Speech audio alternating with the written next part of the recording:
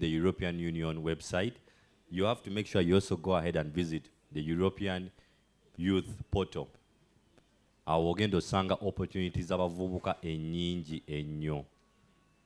Like for example, funding, mwagala scholarships z'okusoma, mwagala kutandikawo business ez'enjawulo, bakuyamba. Naye gwe ng'omuvubuka ky'olina okukola, make yourself available.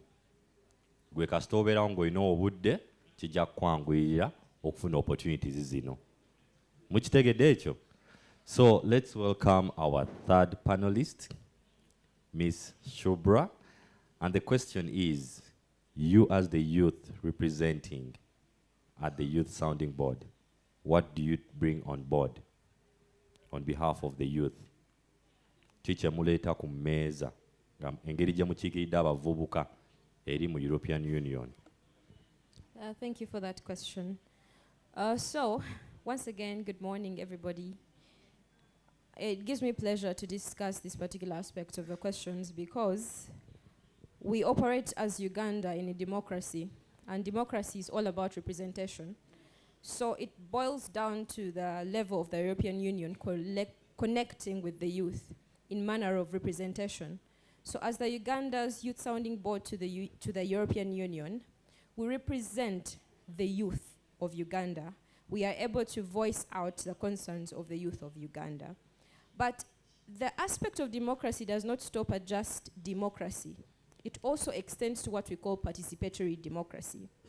So what we bring on board essentially as the Youth Sounding Board youth is that we foster participatory democracy at levels not just of politics, but right down to civil society level and also international organizations level.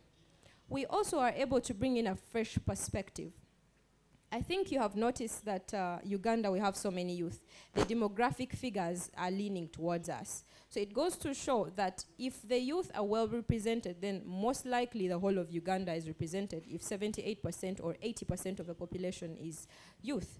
So if we are able to voice out the concerns of the youth, we bring in a fresh perspective to the European Union because they are not us, at least essentially. As my colleagues have explained, that the European Union, erimu other countries from Europe, they are not Africans. It's not the African Union, it's the European Union, but they have a foreign policy that ensures that even us Ugandans and Africans at large are able to participate. So we bring in fresh perspectives, tell them about ourselves, what concerns we have as the youth, at the workplace, in education, and the like. But also we come in with innovation. Because as youth, we just have this zeal to just do new things, A lot has been done over the years, and there are so many monotonous conversations in Uganda that have never broken because of the fact that the people who are discussing these things are the same old people. But as youth, we are very innovative and inventive. As the Youth Sounding Board, we ourselves, as you heard us introduce ourselves, I am the Executive Director of Atangaza Foundation. We introduce it to the European Union. But very importantly, we interact with you, fellow youth, and we are able to know that, oli yakoze egali yamasanyalaze. I'm able to refer about to die. I'm not saying they're going to die. I'm saying that it would be wiser to bank on a 30-year-old than bank on a 90-year-old to foster change. Many of us are in our 20s, 30s. As such, when we are empowered, which we are being empowered by the European Union, we are benefiting from the European Union to benefit our societies through our different enterprises as well as organizations. I hope I have answered the question. So, to summarize it, oyagala njogera Oluganda. Tewali buzibu. Okay, to summarize it, our inclusion as the youth in the European Union fosters inclusivity, diversity, as well as sustainability in terms of growth for ebizibu bavubuka bannaffe bye bayitamu. Bwe baba balina ssente tugambe budget, tusobola okubawa ku advice ne tubagamba mumanyi babalimba nti nno ebizibu byaffe biri mu ki mu airtime, twetaaga mirimu. You understand? Tusobola okubeera nga teba reacting to information from abantu abatali ffe betwandiise abakadde. Ffe abavubuka tumanyi ekituluma, tuli bantu bakulu, tusobola okweyogerera. So ffe eddoboozi ly'abavubuka bannaffe mu Uganda eri European Union eyandyagadde okuyamba naye nga temanyi nnyo ebizibu byaffe. Thank you. tweyanzige bannange olutalo lw'abavubuka n'abakadde lukyagendera ddala mu maaso mukimanyi ekyo mwena mulwanira space ono agamba nti vao ono agamba nti nzazze anyway as she has said in a summary youth come with fresh new ideas okiraba kati audience tugenda bawa akakiseeyo mu maaso mubuze ku bibuuzo later on. Is it okay? So prepare the questions that you have for the panelists before you. So I'd like to pose the next question to Miss Belinda Amanya. Share with us your experience of joining the Youth Sounding Board. Experience joina eri josok sharing ane muvubuka munno ku jani yone Youth Sounding Board nebice ebirimu ebirungi byosuubira okufuna ne byofunyemu. Thank you very much. Yesterday we twabadde nga tuli wano batugambye olugero lwaffe lwa nsonga. Our story matters. So my story or my journey of joining the European Union Youth Sounding Board, scrolling on social certain things. If it is Faraja, notification kabelayo. If it is European Union, notification. Different embassies, notification kabelayo. There is another platform also called Opportunity Space. I put my notifications on so that while watching tutorial I get the notification that JZ has put out probably has this opportunity. I put that on and avail myself for those different opportunities. So one morning I'm scrolling on my Twitter, checking through what is happening. I get to see Faraja has posted. I run to check what is on Faraja. On there I am a law student at Gulu University. I am outgoing Vice Guild President. I also work with an organization. We have an organization in northern Uganda. We do menstrual hygiene training to girls that are in rural areas, deep down there in northern Uganda. So when abitunulira nengamba naye, iyo nga kirabika kinene ebichi. Nengamba kwawo munnange nangamba, be available for everything. Tewenyoma, wekkiririzemu, apply. And I tapping a application and I went to be one submit ziringa tano level ziringa tano mukaga and then between ngamba hanzo kembire kemale exams umanya olusitunulire mikisa ne tujire kabule sawe. So after that ngamba neneda kanebereremu. I went back, tapped on this application. I sat there. I think I spent like 5 or more hours seated there applying. Because when I went and searched about the European Youth Sounding Board, I realized chintu chinene china opportunities and it is a level for me to extend my advocacy. I've been in youth leadership, you're doing that advocacy ending there. You go to social spaces, you go where and speak about issues pertaining to the youth. Remember, I've been available for these other small things. Why not be dedicated and available for such big platforms? So story goes on, I apply, I go through the stages, they ask you more about yourself, what have you done, what are you doing for the community, what have you engaged in, how will it be helpful to us, all those stages. Motivation letters, things about yourself, your CV, details basically about you, your social media handles. Some of you mubela ku social media, muli ku Twitter, muli mu byakwevuma kino chichi muli kwesabula. Can you use it for something constructive? Kubanga omuntu wanaba akunonya alabi okay amanya Belinda akoze chatade application katulabe chechiri ku Twitter handle ye bagendo sandako gwataddeko nudes zizo zirioko kino kirioko ebintu ebitakulaga nti oli wa mulama oba olina kyogatta ku society gy'olimu. Are we still together? So all those things play in. And at the end of the day, I applied. I think we're about like 100 plus applicants. Out of the 100, they had to first select 50. I appeared among the 50 people. Because who was I? Who was I? Who am I? One of the two. Yes. So after that process, went through, called me, asked me some questions. I answered the questions. I told, okay, let us wait for more reaching out to you. So I waited. After another time, was still no bagenda bakendeza. Muli 10 n'okweyongerayo bagalamu abantu aba 2. So ne tuva ku aba 5 because it was Faraja Africa Foundation ne European Union be bali bakola selection eyo. So balina okugenda mu application yo. Kyola mu ntandikwa n'agambe namale essaawa nga 5. You need to write from your heart and write actual things. Because omuntu ali yasoma application yo, I not tegeera your mind, your understanding, the way you operate, through the way you express yourself, mu application. So ne tuva kwa your selection, twawe tugenza mu list ya 50, ne batukubira biki. Then there's another one for 30 people.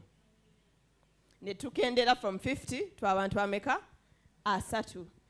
So I think that was the level we had the interviews. Tubeera ne interview wetegese okwogera oluzungu gamba bagenda kumbuza bibuuzo ki, you know, all that happens. Long story short, I go for the interview, nambuza weyogereko. At that point you're probably even shaking tomanyi ntandikirewa, but it's also good to make rehearsals omanye what do I need to talk about. Omuntu wambuza, talk about yourself, biki ebitalekeka, biki byenjogera. Are we still together? Ngabavubuka. Tuyigo obuntu, because that is first impression, how you express yourself. So yes, nkola interview ne bambuza ebibuzo byambuza. Namana ngamba nange mbuze ekibuzo. Naze kumbuza biki. Anyway, I thought of a question. I asked this lady who was interviewing me. I asked her a question. And well, I'll share my question anyway. I must say it was wild because I didn't know ntandikire wankubuze chi. So I asked her, I'm like, anyway, so as just a keen youth, I'm like, there's so many youth out there, and I don't think a team of 20 is really enough. Are there opportunities or other engagements to reach out to different youth in rural areas? I speak so much about northern Uganda because I study there, and somehow I've loved the area there. I've not been too much in the west where I come from. And so I give an example. I'm like, for example, my brother's in Karamoja. There's areas in northern Uganda. Well, we are 20. What is the plan to reach out to all those people? And so she looks at me, she's like, okay, you'll get to know with time, but we shall think about it. I think it is a great question. But honestly speaking, I was scared, I was shaking, I was not sure of what will happen. After that, I think like a month or 3 weeks. A week. Oh, yeah. After like a week, I get an email. Oh, finally, you have successfully been selected among the 20 that are going to be working with the European Union on the Youth Sounding Board. In summary, it is a process that you need to be mentally ready for. You need to prepare yourself because, and you also need to be passionate about something. You don't just come from anywhere. I always tell my fellow youth and friends that I started doing these things of speaking and advocacy in my primary 6. Perhaps God was preparing me for these things. So, be ready to talk, be available, be ready to apply. Togaya any application, tewegaya, wekirizemo. You're the starting point. All the other things start from you. So that is my story. When we talk about my story at the ANYF 2023, that is my story for joining the European Youth Sounding Board. And from there, we had to represent fellow youth to talk about those real challenges. Because Ngabo Tulabano and all the others, we all have engagements with the youth. We have organizations, we have community setups. Sigamanti tuliye yo boardroom, but we are on ground doing these things in all the places we are in. And so it brings a realistic approach and point of view, because we represent and speak for you. And in case you have things you'd like to put forth, ideas, feel free to reach out to any of us. Foster issues of the youth. Thank you very much. Wow, wow. A round of applause for that. Well, as you've to pick a leaf from what she has said, tubeere beegendereza n'ebyetu postinga ku social media. Because the trick most employees use these days, when you apply, they go and check who's so and so and what you post on social media. Kati if your name is Shedrick Ayebale, ngate ku social media, ate simanya weeyita hot eyes. Ye agenda teekamu Shedrick Ayebale, watakulaba ng'agamba ono ki tali active. So let's be careful with the content gye tuteekayo ku social media, because omuntu agenda okuwa omulimu enkya wagenda osinziira onaze okusaba omulimu alowooza abatya akola biki neye nga ye omuntu, because kyopostinga kyekifaananyi kyosiiga eri bantu. So we are going to ask Miss Donna. Kati kino ekibuuzo kiri trick ennyo. Miss Donna, since you are among the advisors to the European Union on behalf of the youth, what ideas do you intend to put forward that concern the youth?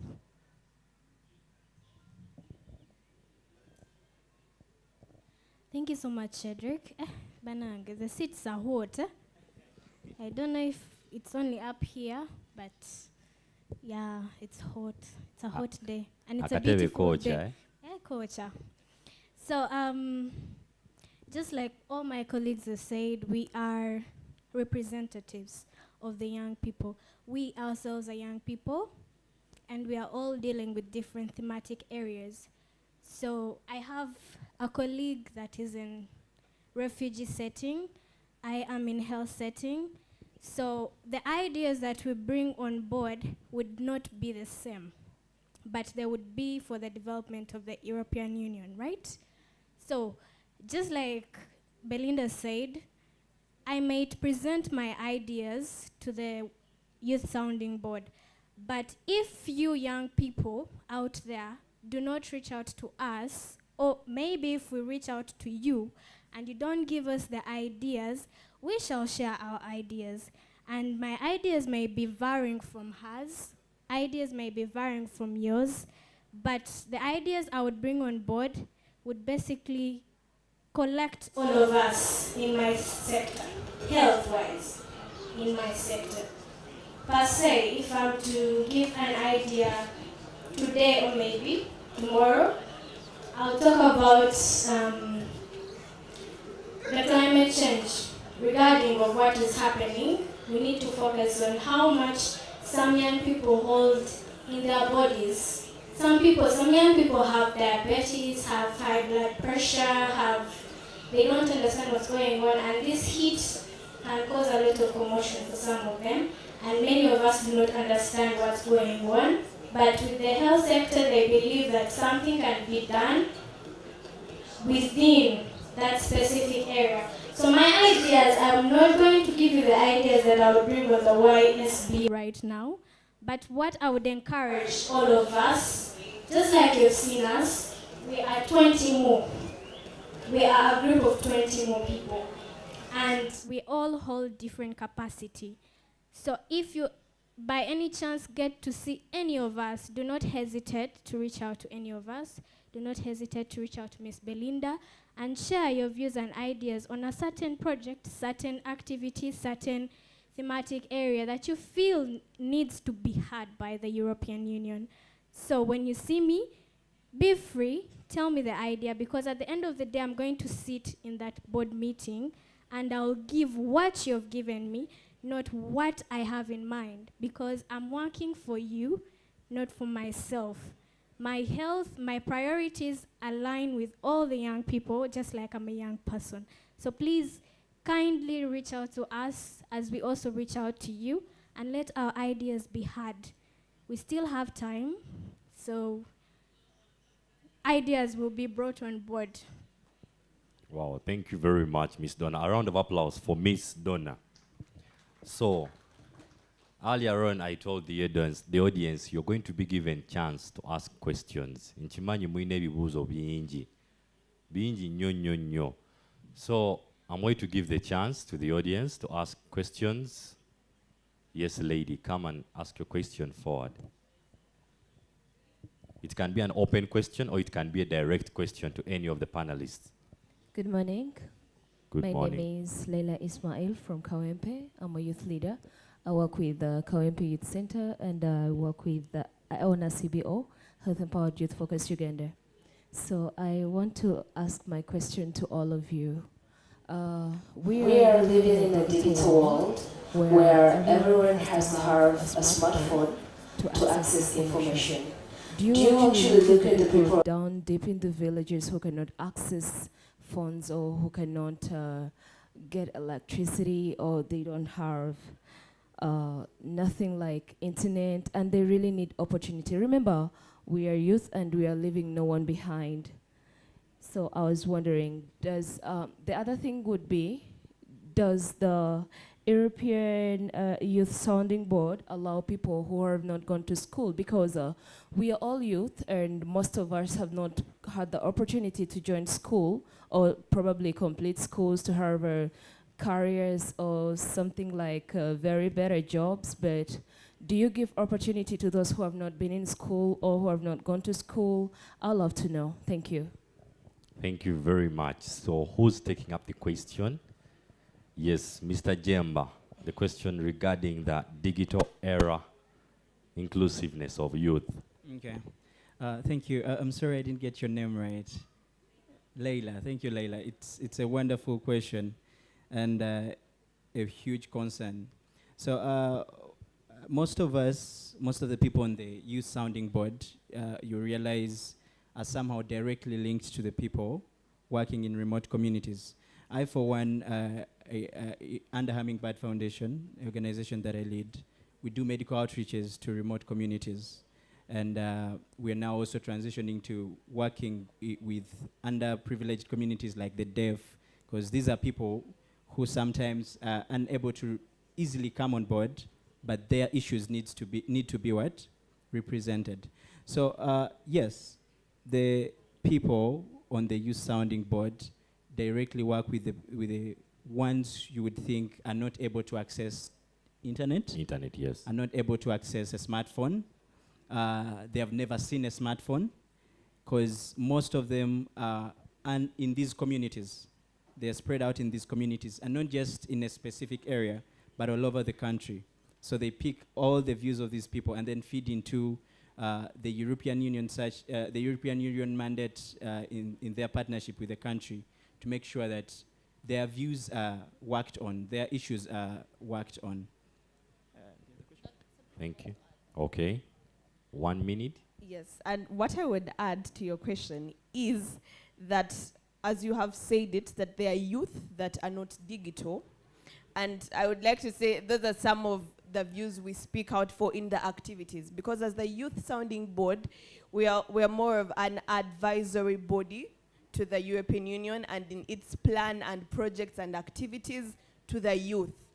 So if that is a major concern, we raise it, we bring it on table and say we have youth that are not digital, so your programs need to tackle them. So they would have to extend their programs and outreaches to the youth that are out there through organizations like yours, through NGOs like you, and all that, because we are sure it is open to partnerships as long as the partnerships fall or align into the values which they go by. That is what I wanted to add on what he said. Yes, thank you. Then the other question was, what are you like, does the European Union only work with those who are educated? Then how about those who are less educated? Do they also be given a platform to participate at the European Union, right? Yes, who's answering that? Miss Shubra, yes. I'll answer that, but how I wish the European Union was here. I'm sure they can hear us. Yeah, so maybe what I could tell you is, as a person who's a part of the Youth Sounding Board, I know for a fact that we're 20 people and we're 20 different people. And during the interviews, nobody asked me for my transcript. Yeah, nobody asked me for my transcript. Nobody asked me which senior school I went to, which university I went to. That goes to show that what they were looking for was substance, not form. Yeah, they asked me very, very simple yet practical questions in as far as who am I, how do I define myself. So if my definition is only to the extent of my education, that is what I'll tell them. When they ask me the question, I told them I'm a youth leader I'm the founder of Atangaza Foundation. Atangaza Foundation, one of the things we do is that we support youth in education. We actually have a philanthropy area where we pay school fees for children. That goes to show that we have a concern of education in our society. And to connect with what my colleague here has said is now we go to the European Union and tell them, you know what, there's so many youth that are not educated and they need help. Yeah, so please keep interacting with us. The hashtag is EU in UG, at Atangaza Foundation, at Faraja Africa Foundation on Twitter, and let's keep having the conversation. Thank you. Yes, Miss Donna wants to add on something. Use 1 minute to add on, because I can see the timekeeper is almost jumping on my neck. Okay, thank you so much, Leila, for that question. And I would just want to pose this question to you as well. What's the age bracket of the young people in Uganda? The young people, based on the government.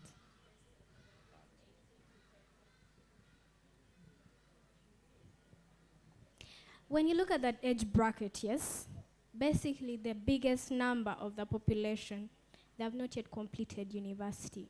Just like Miss Belinda says, she's still in school. And I wouldn't talk about myself, I won't tell you my education background, but nobody was asked for a transcript, just like Shubra said. So there are so many opportunities. It's a matter of you young people to harness your power, to harness and understand what is your capacity towards your country. What do you hold? What are you giving? So that when that opportunity gets you, what are you going to bring on board? And are you ready for that opportunity?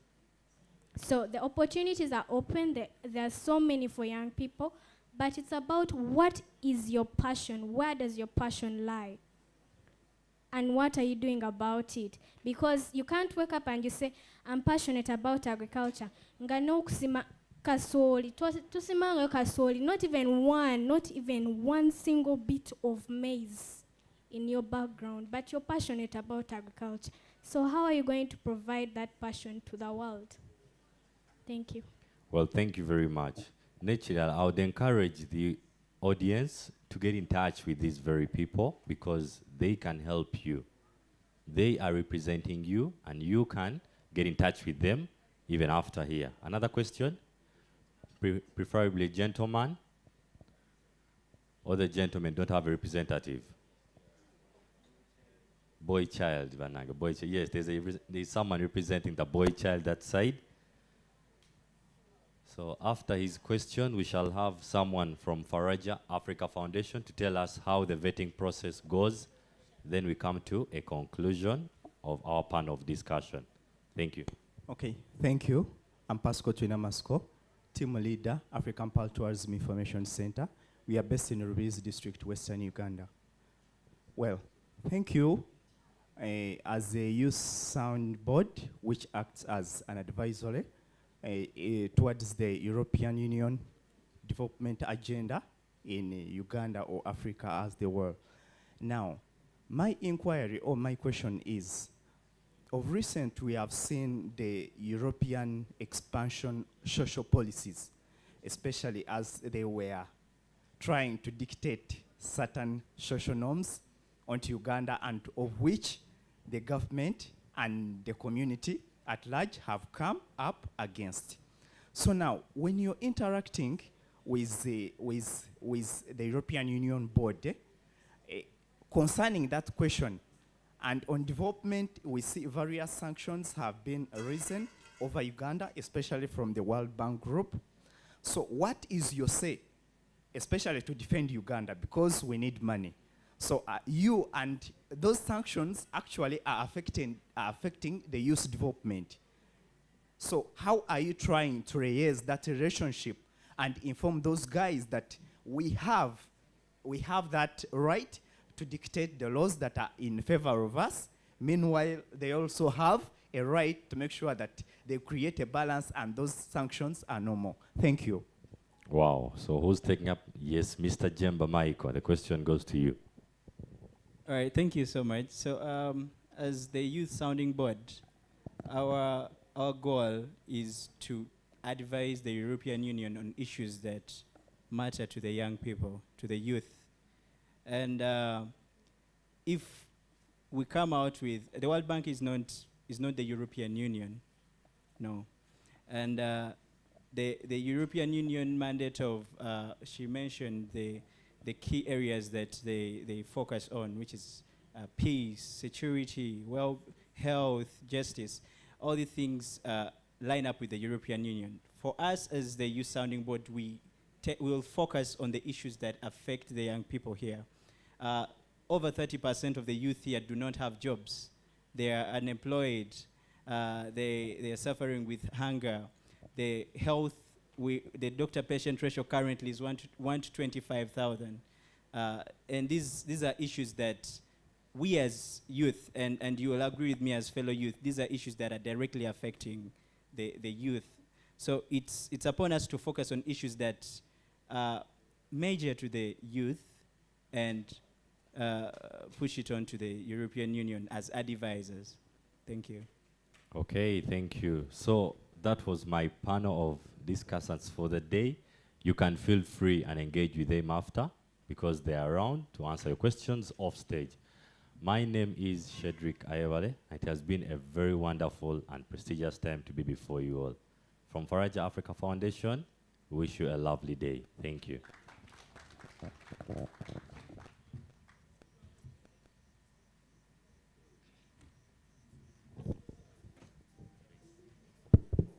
A huge round of applause for Mr. Shedrick Ayewale, a good friend of mine, and a huge round of applause for our panelists. Well done, thank you. Ladies and gentlemen, how are we doing? Good morning? Good morning? Manaya, your story matters. Good morning. Okay, DJ, there's a special song I asked because I think you and I are, DJ, you and I are a big deal. You are a big deal. I am a big deal. And our story matters, right? Who knows how to rap this song? This one. But I love the song, and I only know one part. Come. Hey, if you're a big deal, hands up in the air. I'm a big deal. Let's go. Hey, come on. I'm a big deal. And my friends, yes, this friend is a big deal right here. Yes, I am a big deal. You're a big deal. If you're in that tent, you're a big deal. All right.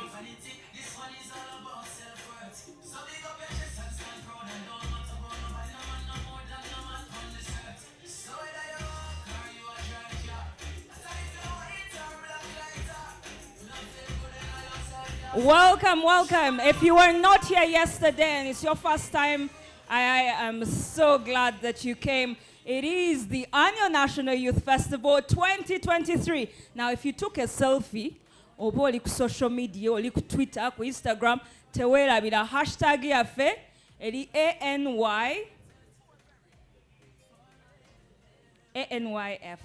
It's ANYF 23. Be sure to tag. Of course, tag Open Space, tag the beautiful exhibitors that are here. This is one of those opportunities where you shine, right? Someone's gonna tap on your photo because you tagged them. You tagged Faraja. Who is this one? Hey, this chick that tagged Faraja. This chick that tagged MCI Radio. If you're here, don't waste the time. Take a selfie, never kapobo, post it, and say, I was here, right? And don't forget the other hashtag you can use is Your Story Matters. It's also another hashtag. My name is Tracy K, and I'll be your host yet again today. Na yenga tetunagenda maso. Tuvudeyo mu EU ne opportunities for the youth. Ladies and gentlemen, help me welcome Mr. Ezra Nwanyine, who is going to tell us what the US has for us. The US Youth and Opportunities. Welcome Ezra to the stage with a round of applause.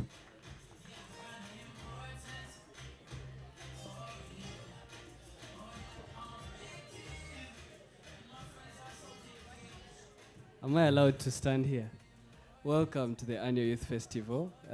Thank you so much for the introduction.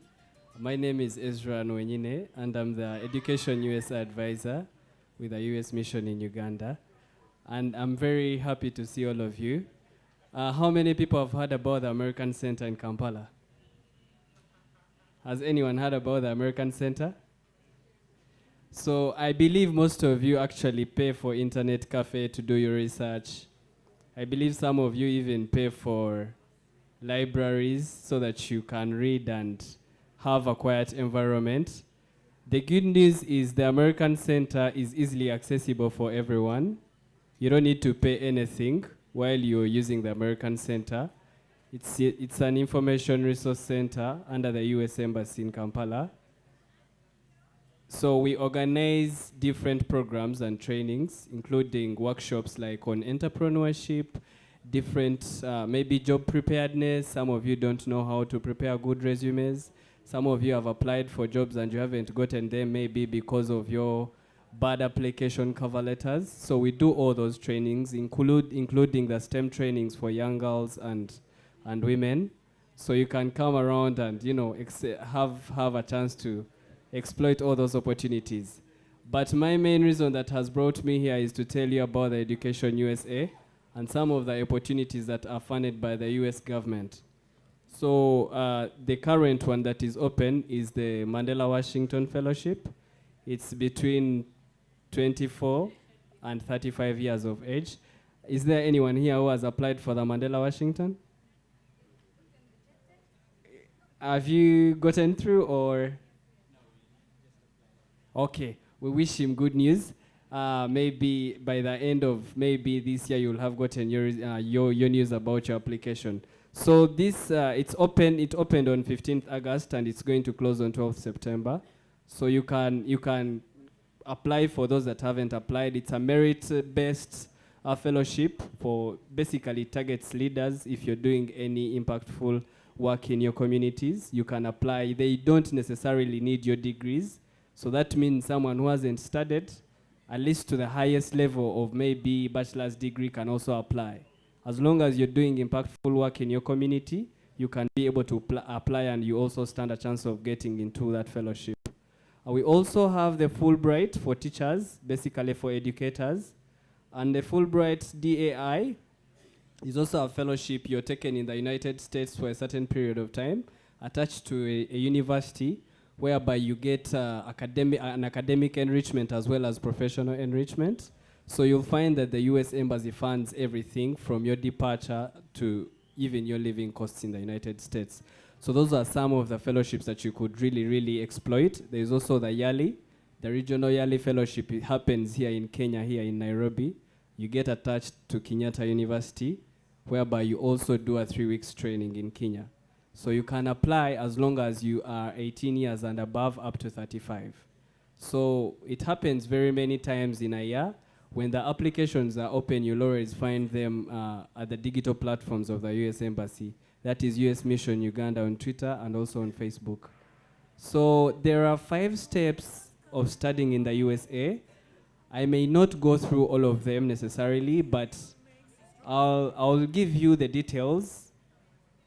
The number 1 step of applying and studying in the USA is researching your options for those that are interested in studying and continuing their studies in the United States.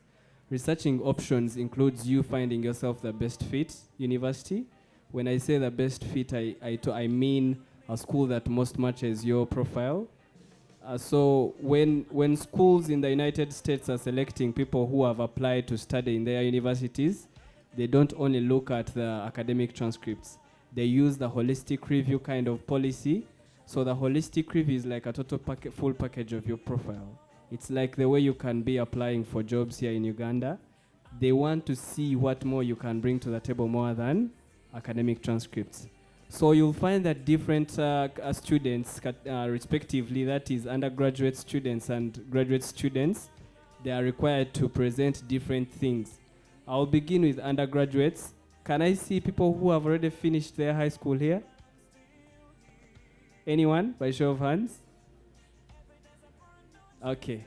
So for undergraduates, you'll find that you'll be required to present recommendation letters Recommendation letters can come from your previous bosses or academic counselors. You'll also be required to present personal essays. So personal essays for graduate students is like a personal statement. A personal statement can also be called a statement of purpose or motivational letter. I'm sure most of you have encountered such kind of requests whereby the university or your job tells you to write a cover letter. So we have the resource books at the American Center. You can come and always practice on how to improve your essays. Under the holistic review, again, another element that they may request from you is the academic transcripts.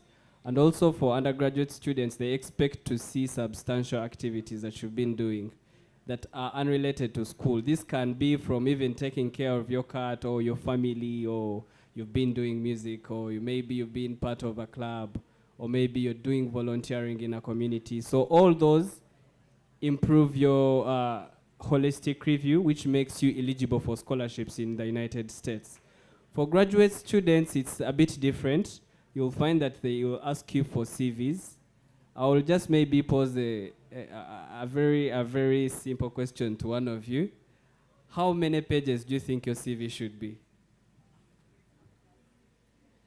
Anyone who can answer? Maybe 3 pages. Anyone who has a different view of how many pages they think their interviews, their CV should be? So I asked you this because you'll find that in Uganda, if you go on Google and you put a modern CV template, they will give you an outlook of how a modern CV should be, mostly in the Western countries. So you'll find that us here, we normally put things that are irrelevant in our CVs, just to increase our experience. So let me give an example. Maybe you're applying to become a banker, and you're applying to become a banker, but then you're putting an experience where you were a caterer or a chef at some place, okay? So sometimes you'll see, I always encourage people that if you don't have 5 years and above, we expect you to at least construct a CV of 1 page, and that is very possible. If you try to put the things that are irrelevant concerning what you're going to apply for, you'll find that these things will be fitting in that 1 page. So they will ask you for a CV, they will ask you for a personal statement. So in a personal statement, they want to know what you are doing, who you are, the profile, like profile summary should be your introduction. They really want to see that. Someone should know you in 5 sentences. Then the body, they want to see, why do you think you deserve this scholarship? Why do you want to do this program? Then how is this program going to align with your future aspirations? So apart from that, they will also ask you for recommenders. Those can be your previous bosses, or they will also ask you for recommendation letters from your previous lecturers.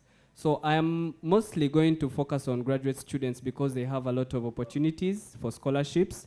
There is what we call graduate assistantships in the United States, and they are very common. So you may think this is not possible, but as per now, the US Embassy has released almost 550 student visas for this year. And last year alone, we had around 905 students going to study in the United States. So this can include people who go on scholarships or private funding. There is an organization called Empower Financing. Empower Financing basically gives student loans to international students. So you may get a scholarship that is not full, maybe it's around 70%, but you don't know how to actually complete your studies or complete your enrollment in that school. So what you do, you reach out to them and they will be able to fund. They only put interest rates during the off-campus time, when, for example, when you're in holidays.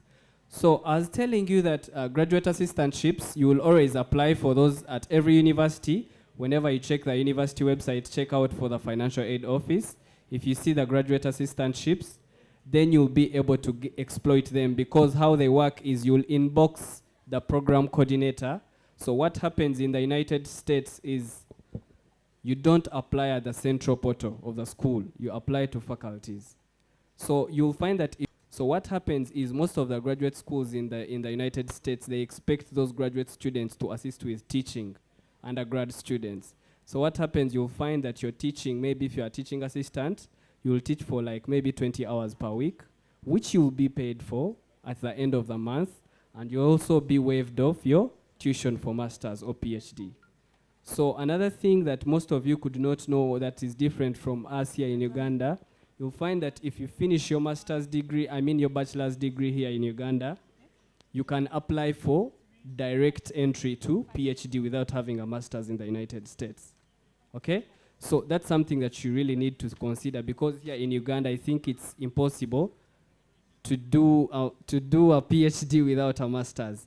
So that's all something. So basically for graduate students, you have to have substantial experience, as well as you have to have outstanding academics. So don't worry, we are located on Gaba Road, where the education center is. Gaba Road, level 5 on Embassy Plaza building. You can always reach out or send an email at kampala@educationusa.org for any inquiries. Maybe if you can't come, we can be able to advise you virtually. kampala@educationusa.org. Because we are running out of time, I'm just going to give a chance to 5 questions. If they are there, then I answer them. I'll also be there at the tent of the US mission. Thank you. Can someone help me? I'll just take 3 because we've run out Okay. of time. All right, mine is going to be very, very simple. I heard that I've not applied because of what I heard, that they only let people who have gone to universities, people who have studied harder to apply to the University to Kenya, to participate in Kenya. Is it true? So for Yali, all these fellowships that I talked about are really highly competitive. I think the other fellowship that I didn't talk about is the Herbert Humphrey. It's also for professionals, and you'll find that Herbert Humphrey only has 2 spots out of all the applications that will come from Uganda. So it's really competitive. So that comes into play when they are selecting people, because someone has already maybe a master's degree, and they are again doing some impactful work in the community. So there is no way they will take someone who doesn't have a degree and also maybe has the same impactful work that they are doing in the community. So that happens, like I earlier told you, they consider a lot of things. They only don't consider maybe only work or maybe your academics. They will have to look at a full package of what you're bringing to the table. Yeah. Thank you. Mine is actually a comment, Ezra. Thank you for that very good submission. My concern is that if we continue encouraging our students to go and study in the USA, when are we going to build our education system down here? Because, all these scholarships that you talk about, all these internship opportunities, isn't there a risk of brain drain, one, but also the eventuality of capital flight that will happen that we cannot avoid? Because you have your students, smart, intellectual, leaving the country, going to USA to study. They're probably going to find opportunity there and stay there.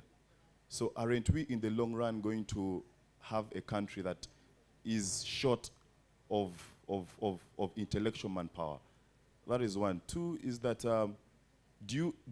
have you come across, for example, a USA citizen here in Uganda? No, sorry, have you come across a USA citizen in California or wherever they are encouraging fellow USAs to come and study at Makerere University? So I think these things, we have to think about them much more deeply. Okay, so concerning what he's talking about, I'll answer everything. He talked about, can you find someone in California encouraging people to come to Uganda? Just, I think, last month, there were around 25 law students that were here for internship. And for your own information, last year alone, we had around 320 study abroad students in Uganda. Okay, that people that come from the United States and study from Uganda. And then concerning about encouraging people to study abroad, there are very many academic talented people that are disadvantaged in Uganda. You have to ask such questions to the people that are above us. Okay, do you think they have done a lot to provide opportunities more than problems? So you'll find that our role is not actually to encourage people to go to the USA, but we are encouraging them to exploit the opportunities that are in the USA. And it is benefiting very many people. And one of the reasons that you may get a visa, to convince the visa officer to get your visa, is to show them that you're going to come back and contribute to the development of your country. So we don't necessarily, when you talk about of brain drain, we don't encourage people to go and stay there. We give them opportunities and they come back to contribute to their country. Yeah. I think I'll just, out of curiosity, following that question, just ask a question. Are there programs or scholarships or, funding opportunities for, for me to further my education by the US government, but within Uganda? So thank you so much. So there are externally funded programs, funding organizations. Those can be non-government organizations. Have you people heard of BRAC? Do you know anyone who has ever been funded by BRAC? I believe you know. There are MasterCard Foundation scholarships. Those can be inside or abroad, okay? So if a MasterCard Foundation is maybe a partner of Makerere University, you'll apply to Makerere and also apply for that MasterCard Foundation, okay? And then you'll be able to exploit that as well. Yeah. Thank you, Ezra. A huge round of applause for Ezra from the US mission. Thank you. Ladies and gentlemen, you have been amazing for those 2 sessions, and that is the youth and opportunities both in the EU as well as the US. Now, allow me welcome the next panel, and we'll be discussing the impact of climate change on job creation. If you know someone who needs to be in this place because they're passionate about climate change, please let them know we are starting now. And to moderate this session, we have Mr. Sadat Zaga. Please make your way to the stage. Mr. Sadat Zaga, who will now introduce his panel.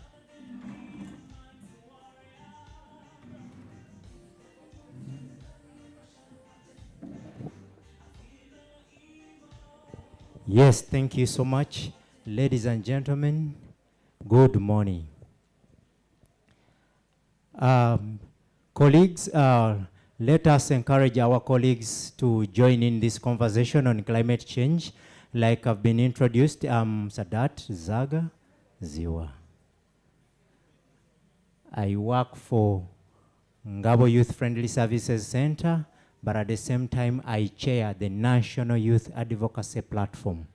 And here today, this morning, it is the National Youth Advocacy Platform convening a session on the impact of climate change on job creation in the country. So ladies and gentlemen, with me, I'm going to be joined with a group of panelists that are going to dissect the different questions that are going to be asked, and then we shall have a moment where our audience is going to be able to ask and tease out different questions for us to ably understand and appreciate the impact, but also the opportunities within that space. So ladies and gentlemen, allow me to invite in our colleague, our brother, and the Secretary for Labor Affairs, National Youth Council, Mr. Kidega Moses.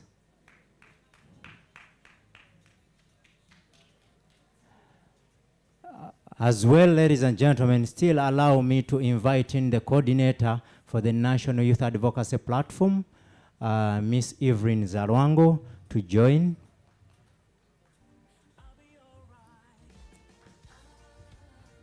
As well, allow me to invite in our climate change activist, and that one is none other than our own, Ms. Ayebale.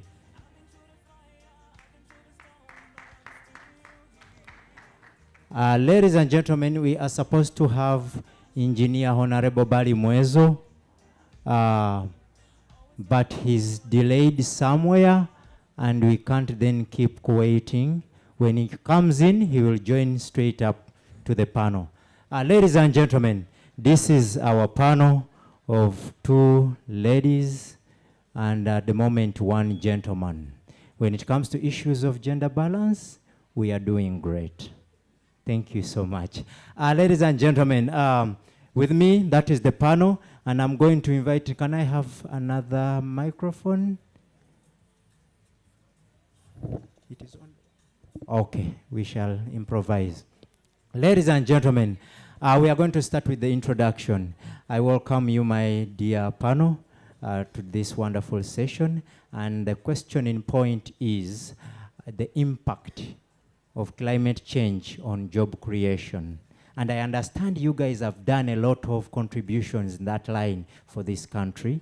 And also you've been at the forefront of championing very many activities in this country aimed towards creating green spaces and green skills before the young people. So, and on that note, I'm going to invite each and every one of you within a few minutes to introduce themselves and where you work from and the position. Then we start. So I'm going to start with the gentleman. Thank you. All right, thank you very much, my very good friend Zaga. To the listeners out there, good morning. My name's Kidega Moses. I am a student of law at Makerere University, but also privileged to serve on the National Youth Council of Uganda as the National Secretary for Labor. And it's a privilege for me to be here this morning. And the National Youth Council is a statutory body, or a body corporate, if you may wish to call it, established by the National Youth Council Act of 1993. And our core mandate is basically around 30 things, and I'll just outline them. One is to mobilize this country's young people into productive ventures. Two is to ensure that there is a unifying force across board when it comes to issues of young people. Then the third and last is to protect young people against any manipulation of the sort. So that's our core mandate. And yeah, we are the umbrella body for the youth movement in this country. Thank you. Thank you so much. Next is the lady, our climate activist. Yes. Good morning to everyone. My name is Denise Ayebare. I'm a climate change activist, very passionate about climate action. I am a legal scholar at Makerere University, but I've also acted as a negotiator on different boards for the youth and children, ecofeminists, and how climate change affects women in particular. Yeah, thank you. Thank you so much. Yes, Coordinator National Youth Advocacy Platform. Good morning, everyone. My name is Evelyn Zalwango. I'm the National Youth Advocacy Platform Coordinator at the Secretariat, CD, which is Community Integrated Development Initiatives. I cannot say I'm very passionate about climate change. I think I'm getting there. I'm so much passionate about health and issues that affect women. And also, of course, today we are going to look at issues of climate change.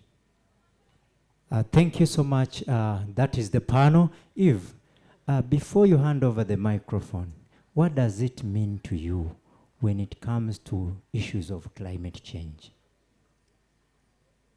In terms of the National Youth Advocacy Platform, we've had several engagements when it comes to pursuing issues of climate change, and I should say it's one of the advocacy issue that we are pursuing under our strategy. We would like to see increased youth participation in climate governance. And one of the things that we have done, basically, we have commissioned studies on the impact of climate change on, first of all, SRH and issues of GBV, as well as vulnerable groups of people like the youth and PWDs.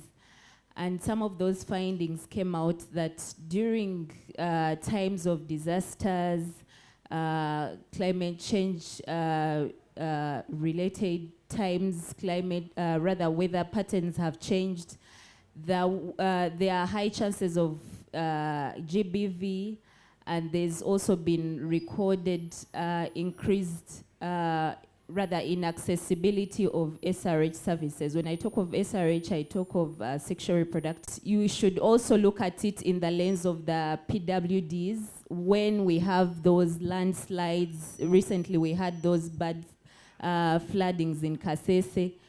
What is the special effort that that government should put in, especially to address the issues of the PWDs? So these are all things that we came up with in the findings, and we have a report that we shall share with you. But also as the platform, we participated in the writing of the State of the Youth report, where issues of climate change are also addressed, and this report was adopted at the floor of Parliament. We were led by Honorable Okot Boniface, and we believe that these are also some of the areas that the parliamentarians agreed to work on moving forward. So we need to do a follow-up, of course, with our brother here, Kidega, to make sure that these are some of the issues that are being addressed. Then as a platform, we have also supported in the simplification of climate change frameworks of the country, and some of these are the climate change policy. We want to make it as easier as possible for the youth to read. So we've come up with an abridged version, which we shall be sharing in the different engagements that we are having with the youth. I think for that, I can end there for now. Yes, I understand that you've done a lot of work around understanding the different frameworks in regard to climate change, and basically to ensure that you're looking for the inclusivity of the youth and the women, especially alongside people with disability. Yes, thank you so much. I'll get back to you in that. To my brother, the National Youth Council, Mr. Kidega. Yes, with your legal journey and the position you have in the National Youth Council, is climate change real for Uganda? Thank you very much. Yes, indeed, climate change is real. It is here with us, and there is need for us to advance issues of sustainable development. Zaga, I perhaps hold a rather controversial opinion. I think that climate change should be advanced only to the extent that it does not jeopardize our development as a country. I am not part of those who think that we should, for example, put to halt the exploitation of our natural resources because there is climate change that could happen in the near future. Because if you're to look at those who are advancing and encouraging us to, for example, put to halt the transformation of our crude oil, for example, are the same people who, in the past couple of months, have issued new licensing certificates to oil drilling companies. And I'm talking about companies in the USA, companies in Germany, companies in France that continue to issue licenses to companies to drill the oil in Alaska and many other places. So climate change is here with us, but I think it should be a shared burden, all right? We go to ECOP, but we are negotiating in a way that we don't have the leverage to demand that, well, the global West has contributed to what we are facing today. Can we have a conversation around reparation, all right? Because it cannot be a shared burden if one party is contributing more than 80% of the problem that we are facing today. So I think the conversation needs to shift, all right? And that we must begin to have these conversations in a very bold way, all right? And when I see, for example, the European Union Parliament, when has France ever put Total to account for all the mass environmental dealing with issues around education, issues around disease, dealing with issues around education, issues around disease? Our healthcare system is still, struggling, and they're telling us that, guys, hold here, don't exploit your natural resources because, floods will happen. I think that, whereas I agree there is need for sustainable development, we can have that conversation in a piecemeal manner, but above all, putting the interests of the continent first. Thank you so much. Mr. Kidega, still, when I understand from your other side of view, you're one of now the activists that are promoting for, advocating for climate justice. And then, what does it mean to you? Because we understand that this is a youth month, where the international agenda or theme was green skilling for the youth towards a sustainable world. What does it mean to you in line with the agenda of climate justice? Thank you. First of all, justice is a blind concept. That is why one of the most popular monuments that embody justice is a woman holding is it a weighing scale, and she's blindfolded. To show that justice is blind, it could go either way. So the issue of climate justice is important, and that we must discuss this from an equitable point of view. But when you ask me, and you see that is why Uganda as a country departed from the International Youth Day theme. And for us, it was different. It was about recovery from the effects of COVID-19. And I applaud the government of Uganda for that. Because whereas the Washington consensus wants us to believe that what is important to the globe now is climate change, I think that different nations are grappling with different issues at different times. Look at climate change the way they want to look at it. I think that we can deal with it at our own time, in our own way, in our own pace. They should not. And why Uganda shouldn't prioritize it. Whereas it is true that Africa probably contributes less than 3% to the global emissions, it's also true that Uganda as a country is the most vulnerable, as number 12 on the list of the vulnerable countries in issues concerning climate change. According to statistics, that's very true. That's why you're going to have floods happening in Mbale, heat waves happening in Karamoja, and these are individuals that cannot adapt to hunger. Then another thing is that, whereas we think that ECOP is good or anything, Uganda is only going to get 10% of the profits. 70% is going to go to Total, probably the rest of the 20 is going to go somewhere else, and Uganda is going to get 10%. Whereas we want to continuously utilize our resources, there is a bigger picture, there is a bigger power dynamic that actually benefits from those resources than us or the citizens of these countries. It is very true, like for example in Niger, you're going to have uranium, but it is the 4th poorest country in the world, whereas it is the most producing country of uranium. But who benefits from this uranium? France. Whereas you're going to have other resources existing in the Zambia or any other countries, whoever benefits from these resources are not Ugandans, are not Africans, are not Kenyans or Nigerians that actually have this oil. So in terms of the resources or exploiting our resources, in terms of looking at all these multinational companies, Shell, Total, Shell makes profits, a GDP, their profits combined are more than the GDP of all East African countries. And what is Shell doing? It's an MNC that is using oil on Ugandan land, Nigeria, and all these countries. The citizens of these countries are not benefiting anything. So exploitation of our resources is very crucial. But then also looking at maybe why the road in Hoima is better than the road in Kampala. It's because there is oil. And that oil is supposed to be exploited by the exploitators or something like that. So the kind of exploitation we're talking about, is it pro-African or it is pro-Western? So that is also a power dynamic that we need to understand, that for us to benefit from these resources, we need to take a stand to either deal away with neoliberalism and neocolonialism to be able to benefit. But then to your question, sir, in the negotiations and what happens and what are the opportunities that young people can tap in, most of these climate change effects affect young people. When you look at the 78% of young people in Uganda, they're the ones that are going to be affected by these dire effects, consequences of climate change.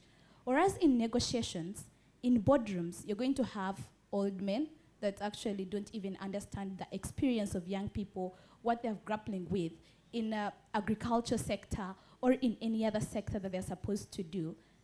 The opportunities that are there are all in green skills what you're going to equip yourself with in a climate changing environment. So you necessarily need these green skills to tap into renewable energy, to tap into tech that is environmentally friendly, to tap into the carbon print market or anything.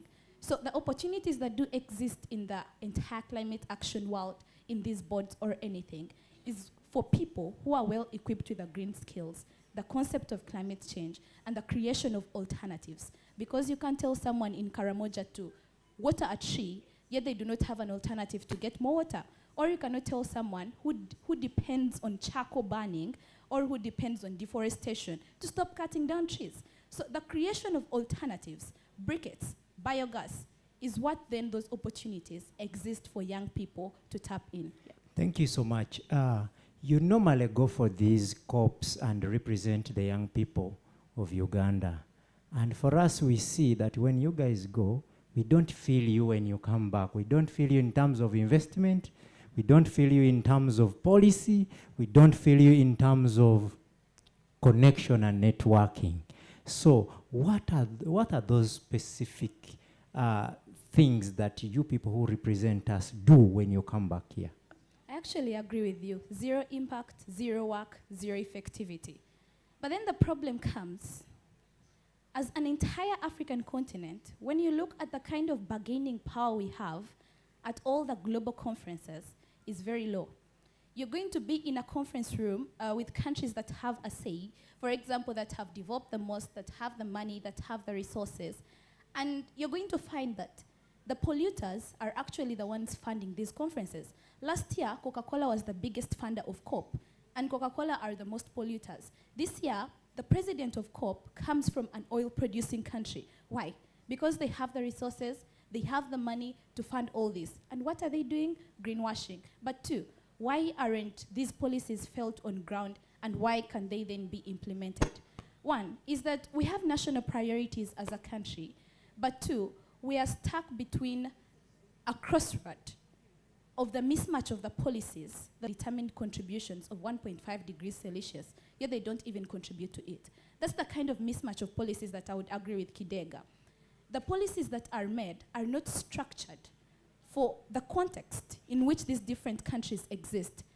Limitations like finance, limitations like the national priorities, and the capacity that exists in these different countries is not put into consideration. If something is going to be passed like the Paris Agreement and you're supposed to be a signatory, it's going to be hard to effect it if you do not have money. It's going to be hard if those structures do not matter with your national priorities. And where does this problem come from? The kind of negotiators that are going to be in those boardrooms, first of all, they're the kind of leaders that you're going to send in there. I'm going to give just an experience.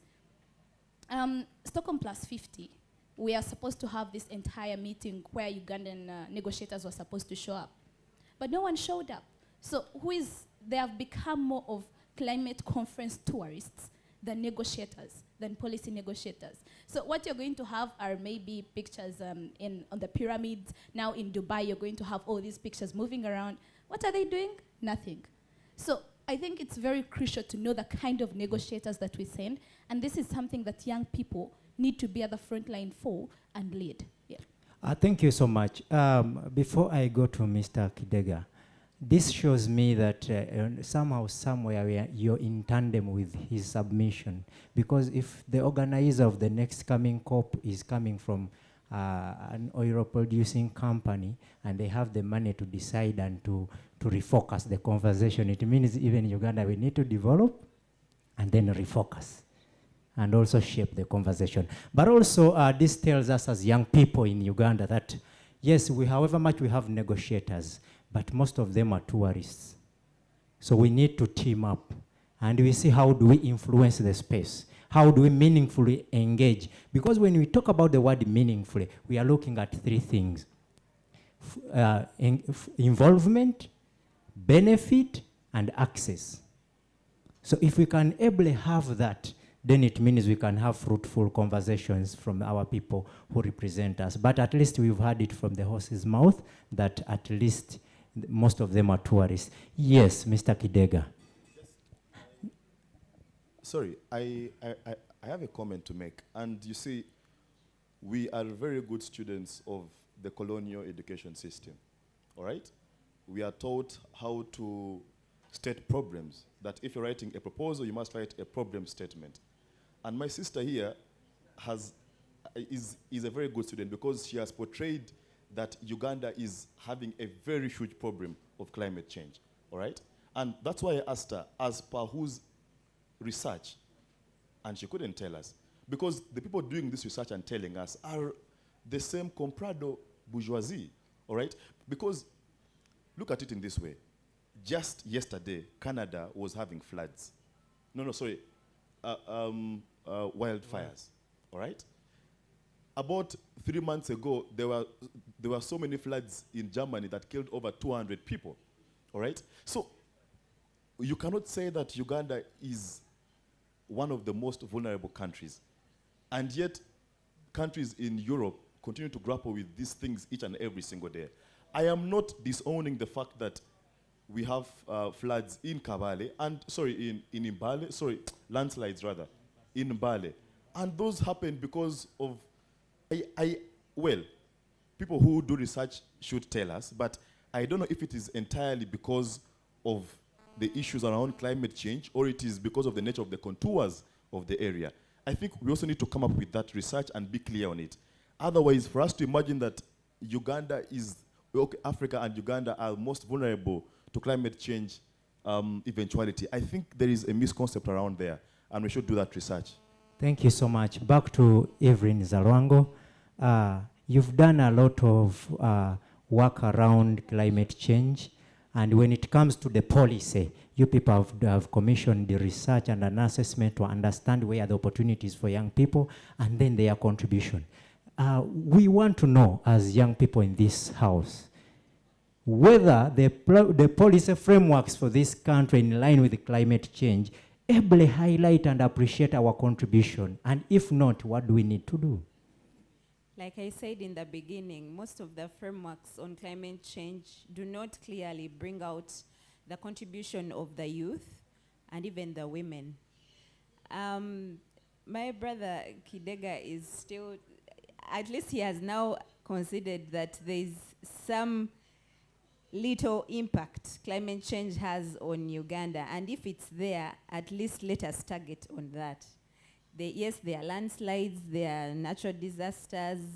Of course, you've seen people even dying in. So we can't sit here and say that in as much as we are not amongst those countries that are really affected adversely, then there is nothing much we can do about it. I'm still saying that there is a lot that we need to do, and we need to ride on the numbers of the youth that we have. According to our constitution today, a youth is someone between 18 and 30 years. And when we look at our population, we have over 78% of those people. So that means that we have a strong population of people that are creative, that are innovative, that are vibrant, and the government and all of us here need to tap into that numerical strength. So we need to consider, like she said, so many times the big people come up to come up with policies, leaving the youth behind, they are not engaged and all that. But we are saying that let us make use of those youth, even when we are coming up with sustainable technologies. These are people that we can tap into to be able to create technologies with green solutions. Then that is to answer your first question. Then also we are saying that there should be investment in renewable energy sources like solar and wind. In Uganda here, I think wind energy is so much in the areas of Karamoja. It's not been very common that I've seen a lot of wind turbines around, but this misconcept of having solar for only people in rural areas, I think it should stop. We can advocate for reduced prices in solar so that at least most of the households can be able to make use and enjoy Yes, the Eve, on that very renewable note, energies. do you think climate change has an impact on job creation? Yes, climate change has an impact on job creation because I'm talking about alternatives that we can use. So when people come up and they innovate, they come up with those different technologies, people can be able to be employed and provide those new technologies. We have also talked about charcoal briquettes rather than cutting down of trees. We can support our youth to come up to make charcoal briquettes from garbage. We have seen this working in areas of Nakawa and even other urban slums. And this can be able to also address the issue of unemployment that is very high in Uganda, because we look at, I think it's around 9.3 at the national level, but the youth unemployment is at 13.3, which is a very high rate. So if we look at these alternatives and also focus on supporting the youth, skilling them, this will also help in working on the issue of unemployment. Because right now we are looking at mainly providing soft skills from schools. We are looking at qualifying our children, of course, institutionally, which is also a good thing. But at the end of the day, how many? We have looked at the statistics. Right now, you see there are over 400,000 youth that are churned out in the job market, but there are only 9,000 jobs. What happens to the balance of the youths that are not going to be absorbed within those white-collar jobs? Look at the ones that are even semi-skilled. What happens to them? That's semi-qualified. It makes their situation even worse. Yes, Eve. I want to chip in and bring in Ayevale here. When they go for those conversations, we understand that most of our young people here are into briquettes, because I recently heard that the president banned charcoal makings in certain regions. And now the question came to my mind, like, how much is a unit of your car if young people are to take hydropower as an alternative? Then how much is a refill of a gas can if young people are to take that alternative? So you people, as you're discussing and deliberating in the COP, what do you discuss for us? If the solar companies come from that end and they are here selling highly and making a lot of money, but we can't able afford, every household would have had a gas can within, but they can't afford. So when you're in such conversation, what opportunities do you discuss for these young people, especially in briquettes making, especially those in innovation when it comes to alternatives, especially those who are diving into farming, adding value and doing a lot of work? What opportunities? Because I know even bamboo is one of the products or the plants that has not been harnessed very well to ensure that it improves our art and craft sector here. So what do you guys discuss? Apart from touring around, like you said, and taking pictures. So I have a very big problem with the current law that has been passed, banning charcoal burning, right? So the same government that is doing this has not given alternatives to these people who have been depending on charcoal burning, yeah? And this is where I get to say, COP or any of the other conferences, the approach we are supposed to take is supposed to be an African approach. And this is what I'm going to say. I am Pan-Africanist. The same people who came and said they're giving us innovation is not only Western, is it? Innovation cannot only be Western. Yeah. Maasai people in Karamoja actually knew how to conserve the environment, knew how to go around with the drought. They had this indigenous knowledge. This indigenous knowledge has all been disregarded in the name of capacity building. I hate that word so much that it's subjective. When white people come to Africa or even Uganda, they're carrying out capacity building. Whose capacity are they building? Actually, even our governments need capacity building, because this word is subjective.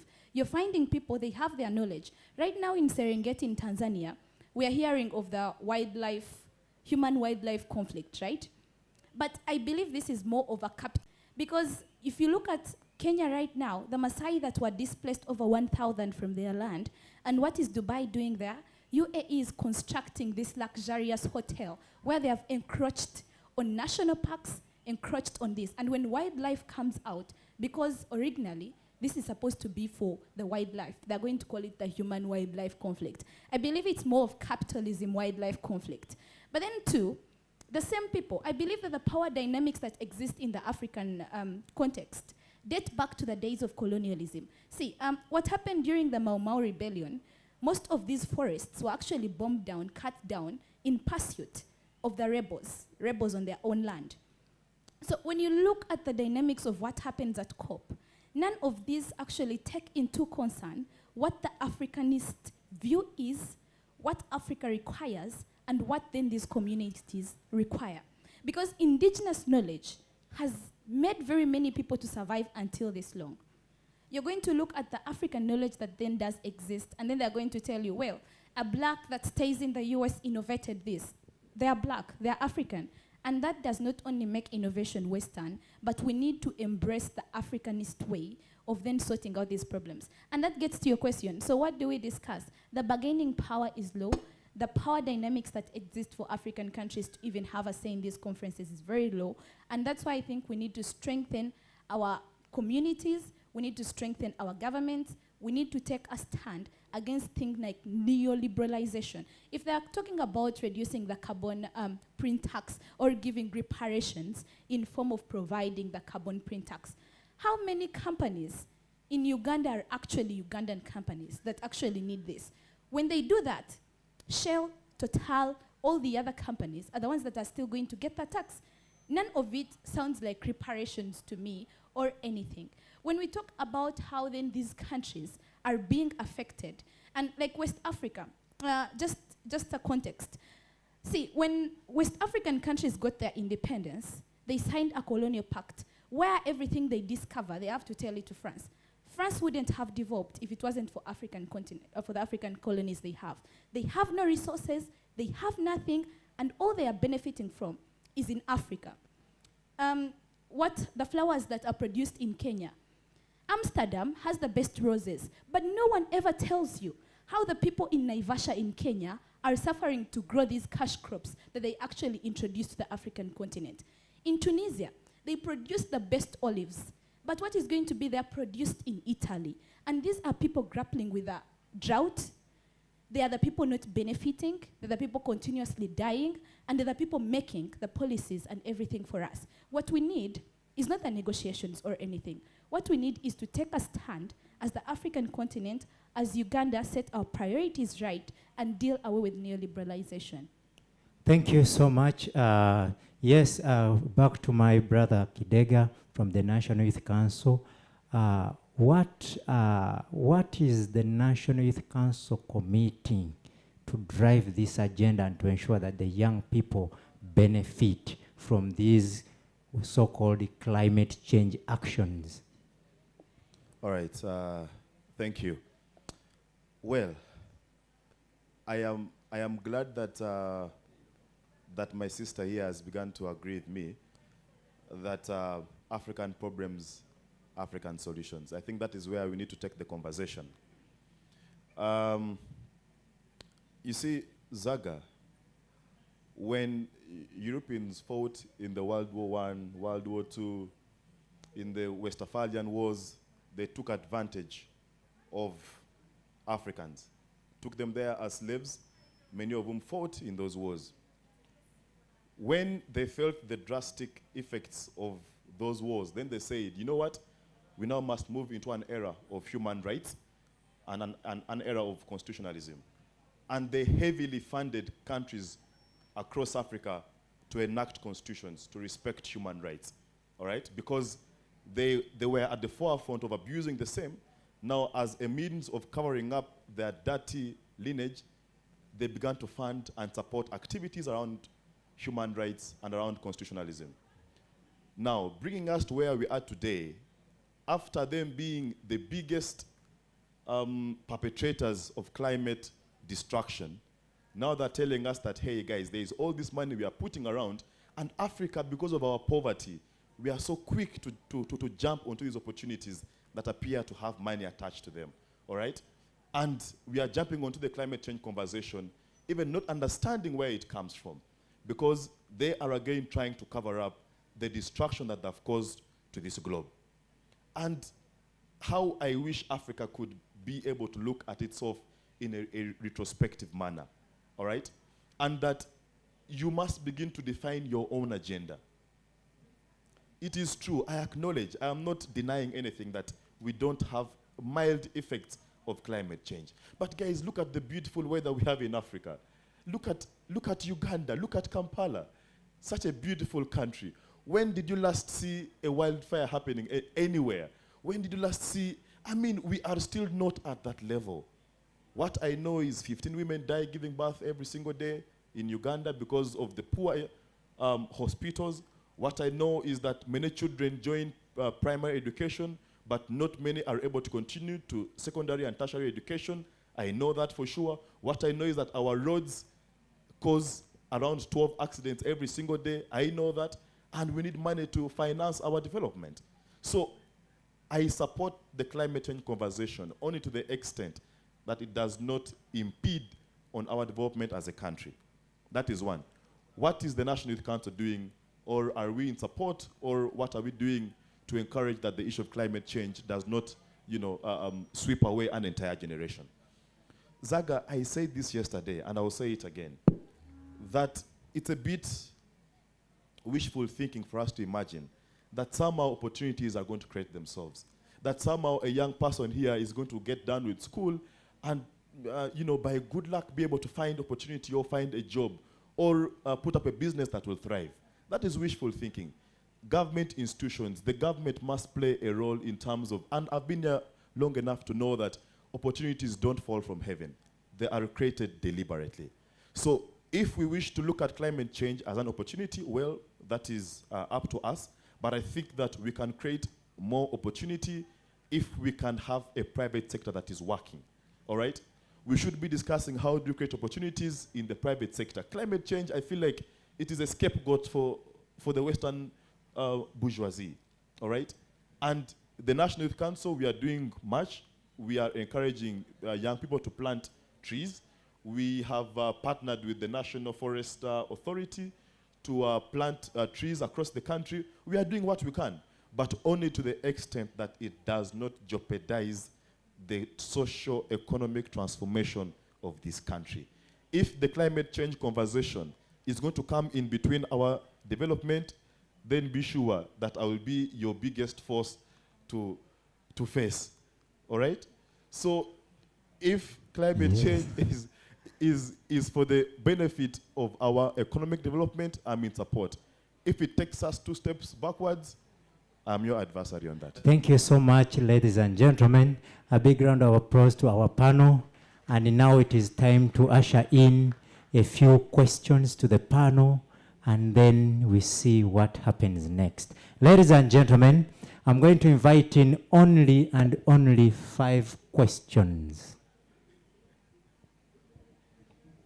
I thank you very much. For me, it would be like a question to him, that we are here.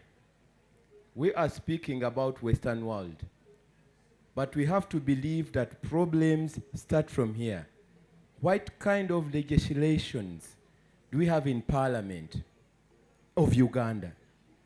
And what kind of implementation have the executive body tried to see that it have been implemented? Because if we talk about climate, you'll find that a lot of contracts given to the Indians or whoever people who are planting sugarcane or rice, it is the government giving them the things.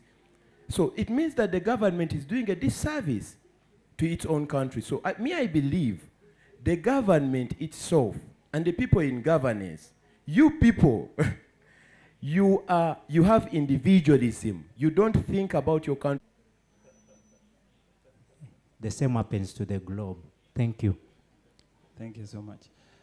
So my question goes to all the panelists, Eve, Ayebare, Chidega, is over the past 33 years, according to the National Forest Authority, Uganda's lost about 30% of its forest cover. Of course, from around 2015 up to 2021, there was an increase, I think from 9% to 12%. So to my question, how do we, because I don't believe that through climate change alone can we be able to grow. How do we grow, but also grow sustainably? And to Chidega, and I think this falls under the National Youth Council and you policymakers, as entrepreneurs who work in the entrepreneurship space, as entrepreneurs who are building businesses that are tackling our most critical issues, like for instance, I have a friend who makes power banks, portable power banks, but it's interesting that he has to import some of these parts from China and bring them here and then assemble them and sell them. How do we build, how do you ensure that you build an environment where we are able to collect some of these materials and minerals, because we do have them, but we do so sustainably? Because it's these two, I think, are they're so intertwined. And how do you smoothen?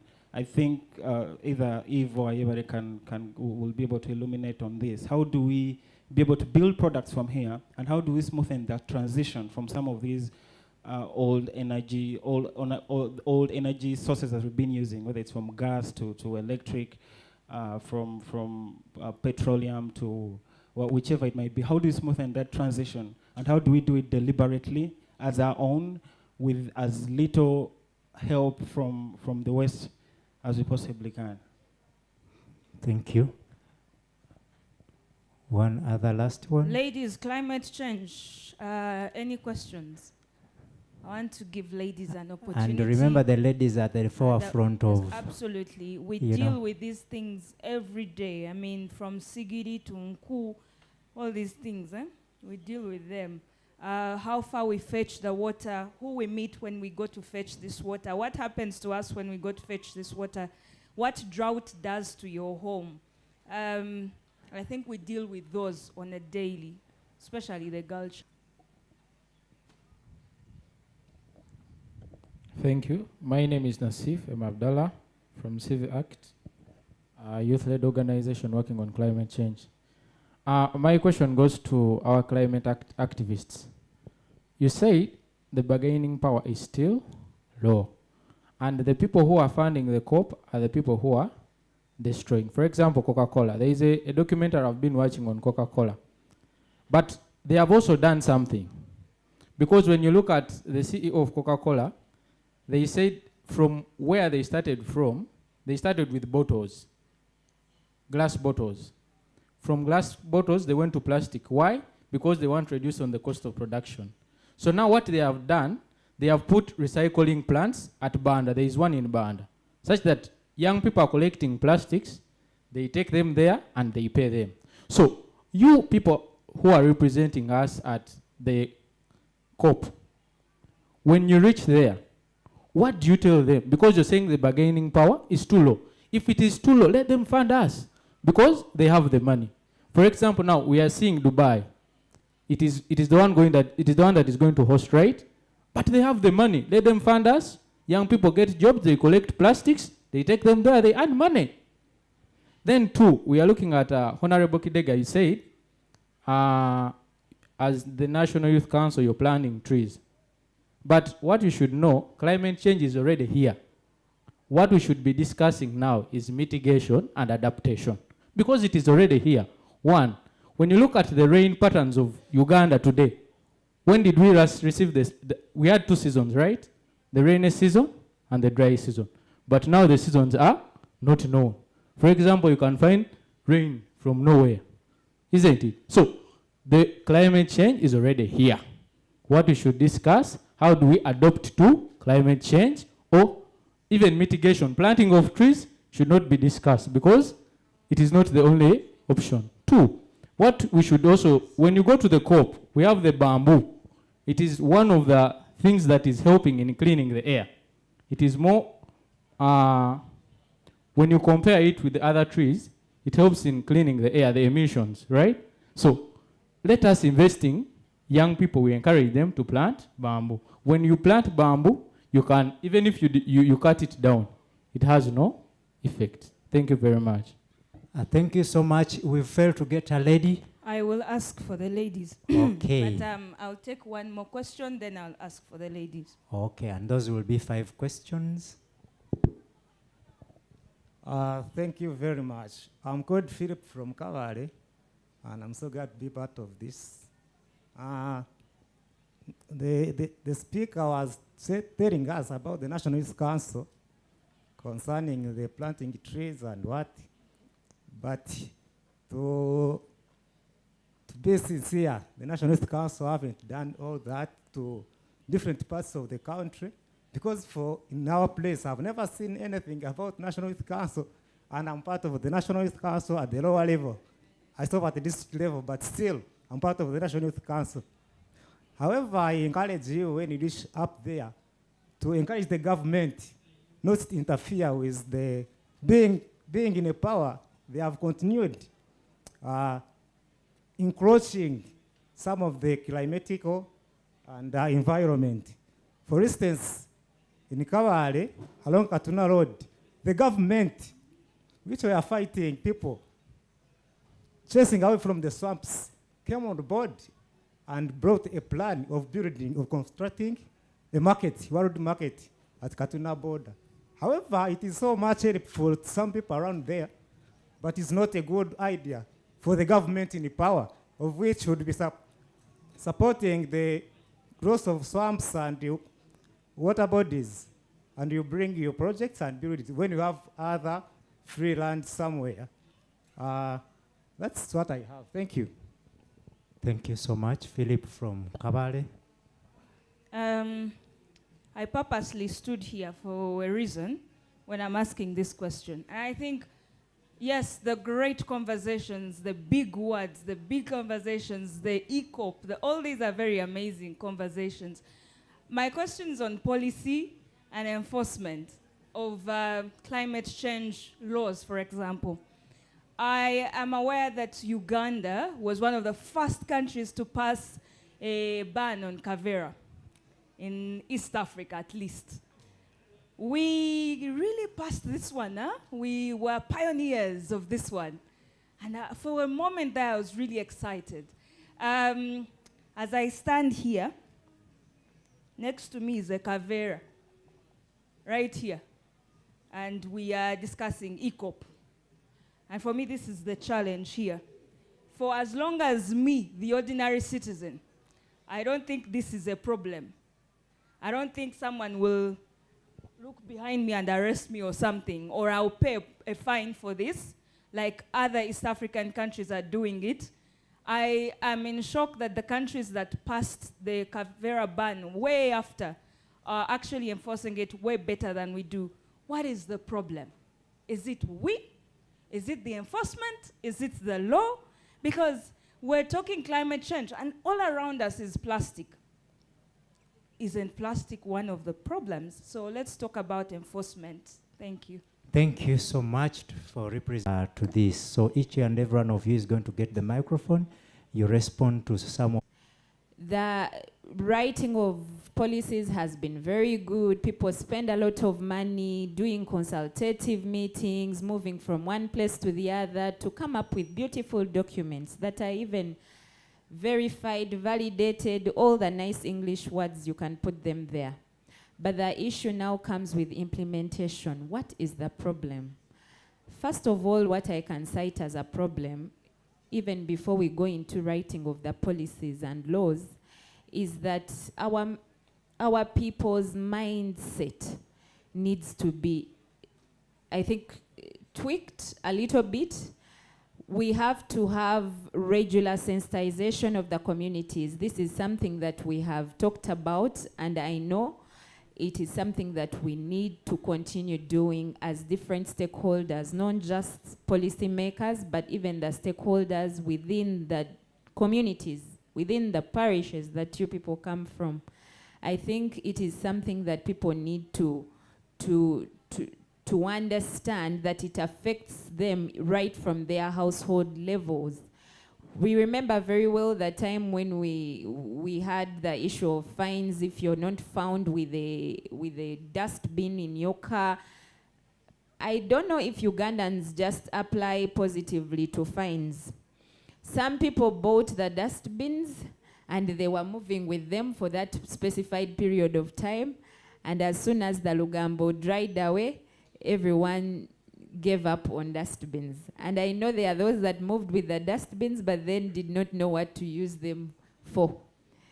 You would find someone still throwing things outside the window. So I think it really comes back to us at our households, at the different households that we come from, at the family level. What is the mother doing? What is the father doing? What behavior, what values are you passing on to this child? Because we believe, especially in these things of learning, children are our best change agents. When a child learns something from home, they can pass it on, even in their school environment or elsewhere. And we know that children are the future for Uganda tomorrow. So I think the biggest thing is mindset change, which is something that is not very easy in Uganda, according to my opinion. So it is the very first thing that we need to work on. The second is corruption. Corruption is on even things that you least expect, like that one. You find someone needs to enforce it, but because 5,000 is given to them, then they'll just bypass it like it's not an issue. So I think it's also another area that we need to tackle. And the fact that we have leaders in this place, we don't take that for granted. We believe that these are some of the things that you pick and run with when you're doing your engagements, even at higher levels. I think that I'll stop it at that. But now to go back to one of his questions, he asked, what is going to be the smooth transitioning of people? Because we want to see reduced carbon emissions within the country. We would like to see if we are talking about green skilling so that people tap into renewable energy and all that. We've talked about the ban of the president banning charcoal making. We know that the prices of charcoal have now hiked, but then we haven't prepared the community or the nationals on the alternative means of cooking that they will be using in their families. I think we need to look at the context that we are in. What really can work for us? First of all, I still go back to mindset change. We need to interest these different policymakers, the leaders. We need to interest Kidega here in issues of climate change. We need to tell him that climate change can also lead to causes of the deaths that he has been talking about. He's talking about people dying, 15 mothers dying per day due to maternal issues. Yes, those people also die when it comes to flooding and landslides in Mbale and in Kasese and all that. And also climate change, you could look at it in issues of food insecurity, because how many people die due to starvation, long droughts, malnutrition. It really spans more than what you can see here. It's deep. So first of all, we need to interest our stakeholders in these issues. And if we interest them, then that means we shall buy them on our sides. They will support the reduction of taxes on these renewable energies, the solar energies. We need to give the skills to our youth to be able to do these technologies, because we are now saying buy Uganda, build Uganda. There is no reason why we should be supporting companies from out there that are having solar panels. And we have our youth here. We need to tap into the numerical strength of our youth, their innovativeness, and be able to foster the smooth transitioning that you're talking about. As I conclude, I know I have talked a lot. As I conclude, I think we need to call upon the government, especially Kidega is here now. They've been talking about the zonal youth skilling hubs, as we are making sure that there are different skilling hubs in different regions of Uganda. We should also look at the issue of putting in climate-resistant livelihoods with a focus on green jobs, as we are talking about skilling with zonal skilling hubs. Thank you so much, Eve. from what you guys have submitted, it tells me that Uganda is a kitchen that prepares a nice meal for its dining in Rwanda. Thank you. Okay, so I'm going to start with a question addressed about why don't countries like Dubai, countries that have polluted the most, you give an example of Coca-Cola bringing about things like the dumping sites. But well, there is a bigger picture that we need to look at. Whereas you have a good road in Hoima, that road is to exploit oil. And they're going to construct a road for you, and that the remains are going to sort of contaminate the water that those children are going to drink. Those children are going to die. Of recent, we had Malawi facing the entire floods and facing the entire climate change crisis. What did the Global North do? It decided to send GMOs to Malawi. You know what is happening on the African continent? As people who pride ourselves in agriculture, what is currently happening is that we are right now importing food from other countries. We import chicken from China, we import fruits from Switzerland, Netherlands. These are the people who do not have even the best soil, the best climate to do this. And that's what we are looking at. The kind of mindset we are trying to change is to look at the African problems with the African solutions, just like Kidega said. If we are facing problems in Malawi, if it wasn't for Uganda, Kenya to send maize to Malawi, these people would be having GMOs. And guess what they are done? They are going to continuously become puppets who cannot even say, everything we are saying here is okay. The policies, the decisions we have made. But if any of the global north countries or the Western democracies touched, you're going to run away from your national priorities. You're going to run away from what your community needs in order to remain within that.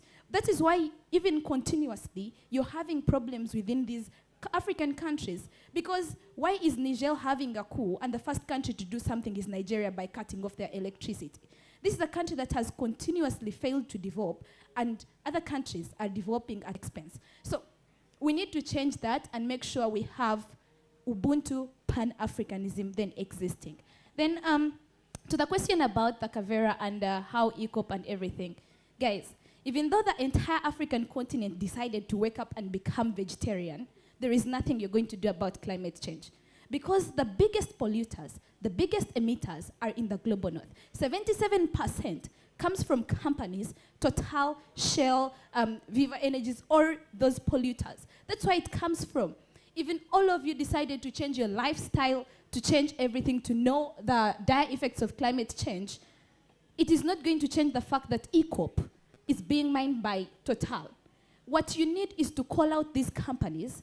What you need is then to have solutions tailored your way and not their way. What you need is to hold them accountable from things like greenwashing. What Coca-Cola is doing and what it has done all over and polluting all these things of the African continent. So we need all these solutions tailored. So about sustainability and green skills, what young people necessarily need is not about, they need the green skills, renewable energy and all that. In issues of sustainability, we need to tap into the environmentally friendly technology that then we are adopting as a country. So we need to tap into these opportunities because with climate change, there are different jobs that are coming up, job creation in more friendly environmental practices. My last shots, you don't need to experience it to do something. You don't need to live it to take action.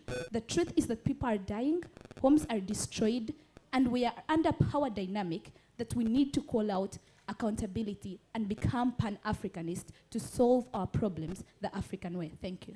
Thank you so much. Lastly is Mr. Kidega as we wind up this panel, but this conversation is going to continue on the Twitter spaces. You follow through our Twitter handles at NYAP, National Youth Advocacy Platform, then you'll have the conversation continuing. Thank you. Yes, thank you very much. I will just use 2 minutes maximum. And the first is that the People's Republic of China and their founder, Mao Zedong, one time said that when you're fighting, it is not good strategy to use both hands to punch, but rather you should concentrate one hand on gathering the energy, then one hand goes ahead to advance the fist. Because you cannot achieve, to try to do everything is to do nothing. So Uganda, Africa must be able to come up with its priority list. What is important to us right now? Is it education? Is it our healthcare system? Is it our transportation system? Is it our economy? What is important to us? Is it climate change? I think when Africa gets to a drawing board and agrees on that consensus and says that right now our fundamental concern might not be climate change, but rather access to healthcare, it might be access to affordable education, it might be access to legitimate transportation, it might be access to things that we believe are pertinent to us, then we can have that a consensus as a people. Then two, someone mentioned about the hypocrisy of the state. And to respond to that, I would love to interest you to read class formations indeed happen in indigenous communities. So I agree with you that at times our government says this and does the other, and I think it is our duty as citizens to call government to account and to ensure that the Constitution is one of the best, one of the most progressive documents, at least in sub-Saharan Africa, that has been borrowed by so many other countries. But the issue goes back to enforcement of these very good laws and policies. And if you can get that right, if you can have the spirit of constitutionalism, I think Uganda would be a very progressive country. Otherwise, thank you, and yeah, I look forward to continuing with this. Thank you so much. Like I told you, the conversation is still continuing. Ladies and gentlemen, a big round of applause to my panel. With me, I've had Mr. Kidega Moses representing the National Youth Council, but he's the Secretary for Labor Affairs at the National Youth Council. And as well, I've had Ms. Ayebale, our climate change activist, one of the young people that represent us in the negotiations. Then as well, I've had Ms. Evelyn Zalwango, the coordinator for the National Youth Advocacy Platform, one of the platforms that are championing advocacy struggles and causes of young people in this country. Thank you so much, ladies and gentlemen. I've been your host, Sadat Zaga Ziwa. I call it off. So let me take a group picture on your behalf with the panel.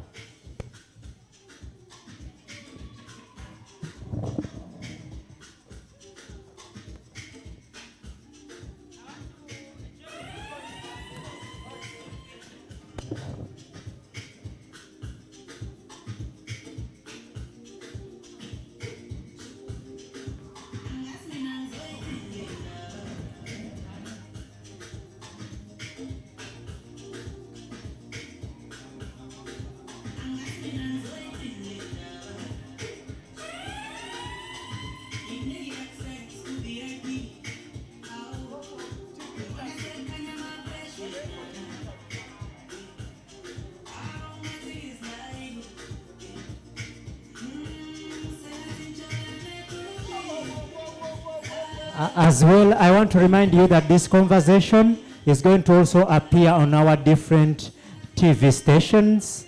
It has been captured, but also I want to assure you that NYAP is committing to organize the National Conference on Climate Change soon. All right, a huge round of applause for that panel discussion that just happened. Thank you so much, Mr. Zaga, and the ladies and gents that were on this panel. Thank you so much to everyone that was part of this conversation and the various villages that have had trainings and workshops ongoing. We are about to officially start now. I would want to invite everyone that's in the other tent to join us in the main tent. We are going to have a performance by the band, and the band is going to officially kickstart us into the day. Yes, it is the 9th edition of the annual National Youth Festival 2023. On your way to the main tent, we are starting. The band is going to give us some performance. Yes, the band is setting up. DJ, you can continue. Remember to use the hashtag ANYF23, hashtag Your Story Matters, because it surely does matter. Embozio nkulu ya, what did we say it is in Runyankole? What is Your Story Matters? Huh? Huh? Enshongani nkuru, I have had that one Ensonga ni nkuru, but ensonga is an issue. I am looking for the word story. Side embozi yawe ni nkuru. Your story matters. Embozi yo. Yeah? Muwendo. Erife sojitugambe. Tatu your neighbor and say your story matters. Your story matters. You are a big deal. Yes, you're a big deal. But you must share your story. Tosirika, topowa. Gamba komuno. Neighbor wo your story yojimani. Lero yavuddewa. Oba yasuze wano. Oba yasuze wano chikulu nnyo mukubireko mu ngalo. Yes, your story matters. It is the annual National Youth Festival, and we are excited. There will be great performances. Twabagambye, Joe, yabadde sample. Lero, tugenda Chigala. Huh? If you're in the other tent, anywhere else, we are about to officially start. We want to, in a special way, appreciate our partners, and that is the U.S. mission. We want to revitalize and create awareness. Your story matters. The people on this stage are about to give us an amazing performance. And this is a wonderful band from Kawempe Youth Center.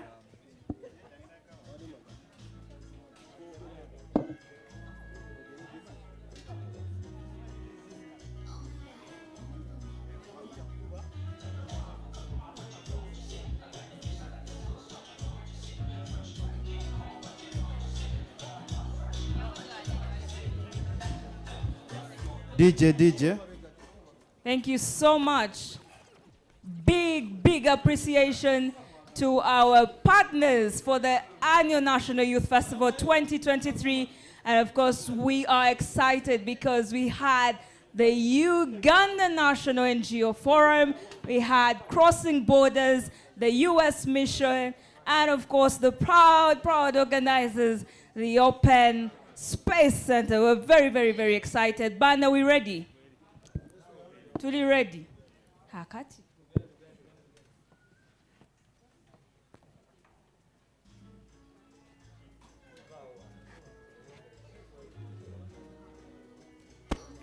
All right, the band is ready to give us an amazing performance. And as they give us this performance, kindly make your way to tent eno gye tulimu. Tugenda kubanga tutandika ate officially program yaffe ey'olunaku olwokubiri. Emboozi yo ya makulu. Let's go. Hello everyone. Hello. I want to hear highs from you guys. Hello. How are you? Let me hope you guys are all doing okay. My name is John Mira Kunasazi, and I prefer to Nahon. Before you is the KYC Brass Band, and you're going to be performing to you a number of pieces, and I'm glad you're going to enjoy them. So if you feel like shaking, you can you can stand up on your feet and then dance. Enjoy.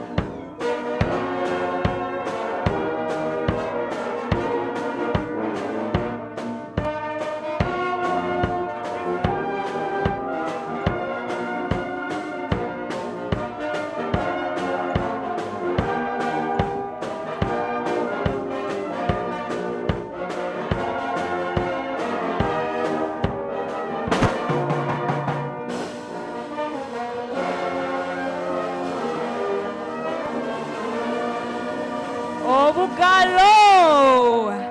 A huge, huge round of applause for KYC Banagi. Now the moment we've all been waiting for. By the way, did you enjoy the band? Bamekango nyumirwa band. Nga twakusotinze. Balasabude. Imagine. Wali olabadde kaawo nga lwakusatu ssaawa nga munaana ng'oli mu bandi.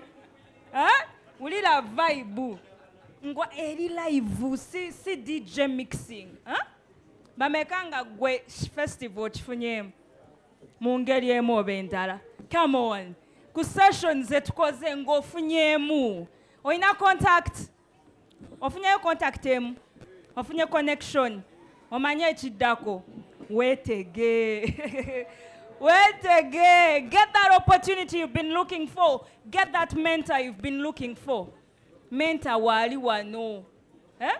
Tosimagira. Bosimagira owedde. Thank you so much to the band. Ladies and gentlemen, wherever you are, kindly make your way to the... We are starting with the anthems. It is the Annual National Youth Festival 2023. It's been an amazing, amazing... Today is the second day. Bamekanga abadde wano yesterday. You promised me nti mukoma. Ateka, did I tell you? Nabagambye yesterday at the sample. Bamekanga anyumiddwa cute kaye. Kwex, kachumbali. Wanyumiddwa. Linda gwe olabe gwe twaleese leero ojja kutya. Munno, your story matters. Your story matters. Olugero lwo emboozi yo nkulu. Share it. Toswala. Fena tulina gye tuvudde ate tuliko ne gye tulaga. But it is part of the process. Otutwala process by process. It's amazing, ladies and gentlemen. Katuyimirire fenna. Wally, it's time for the anthems, so we can officially start the afternoon session. Shall we all? Shall we all? Band, tuli ready? Tutandika ne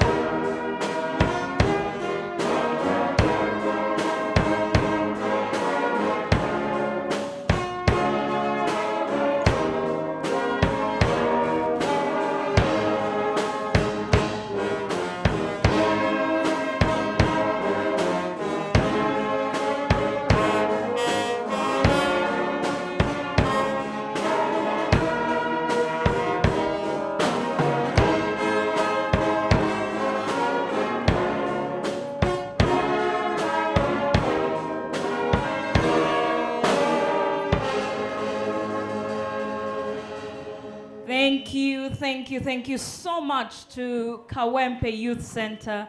Thank you so much for those amazing performances. As they leave the stage, I'll ask a volunteer to give us a word of prayer. Sigara Owoling enda kunonya. As the Spirit leads me. Huh? As the Spirit leads me, I will land on this pretty lady. Give us a short prayer.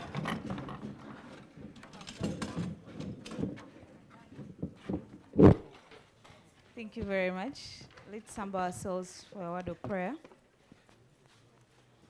We thank you, Father, for this amazing Youth National Festival that you are having for these 2 days, yesterday and today. And we hope and pray that today comes out amazing with exciting performances, with exciting discussions, and we learn more and we go out and shine as youth. Believe and trust, believe in your Son, Jesus Christ. Amen. Thank you so much. We are ready for, if you were not here yesterday, how many of us were not here yesterday? It's okay. How many of us were not here yesterday? Oh, you're welcome. Sense of balav. Yeah? In case you missed out on what happened yesterday, we have a beautiful highlight video of what transpired yesterday. We have workshops that happened, we had trainings, we had panel discussions, we had, very many things here were said. But, some of you were here. All eyes on the screen.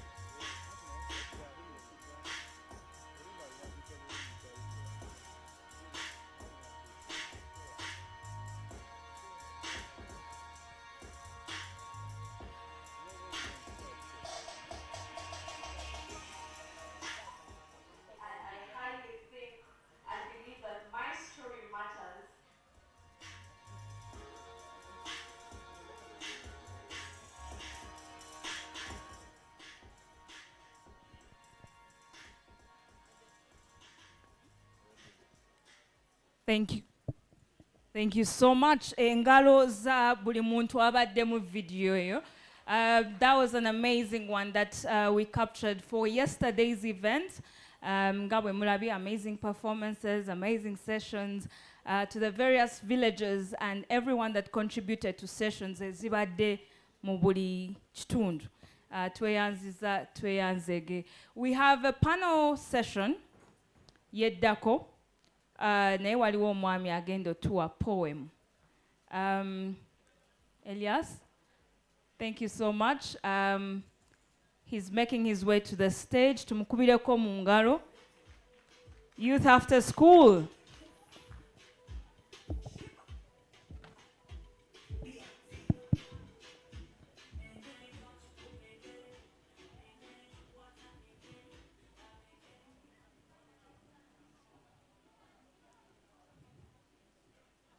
I wonder why the wonder is so hunger and the hunger is in your belly. Sorry, it is time for the Ella. Captivity, negativity. I want to pour my poem about captivity. Captivity means that you are hijacked, you are a captive. Okay? Oli mu buwambe. Captivity in negativity or captivity in a positivity. People are either in the two. You are captured and enslaved, locked in captivity of negativity or captivity of positivity. Captivity of negativity is a business among the majority that see no opportunity where minority see opportunity. Majority migrate from their locality to the city, leaving their property as an impurity for productivity and prosperity of their own community. Captivity and negativity is a great disease among majority in our society. Captivity and negativity is an enmity to our ability for prosperity of our own community. Captivity in positivity is an ingredient for productivity and prosperity of our community. Captivity in positivity is a business among minority that see opportunity where majority see no opportunity. Are you among the captivity of negativity or captivity of positivity? We need to go back and check ourselves. That's the sample of it. I want to give you a Uganda one for the young parent. Are you young parents? We have 3 categories of parents. The young parent or the parent to be, go and na inebere kuchifuba. You are among the parent to, neyero teredde. You are among the parent to be. Then we have the young kadde oyogozadde owedde. Kubanga tajja kuwa kadde ako kewamumma mu budde. Bw'obanga okakasa nti owedde tokiwa budde. Thank you. A huge round of applause for Mr. Elias. Mumpa akadde, right? We are just starting. Those were just the beginning stages of today's program.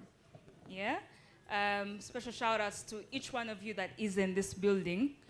Thank you so much that is in this tent. To everyone that has exhibited, thank you so much to the different partners that came through to have this annual National Youth Festival 2023.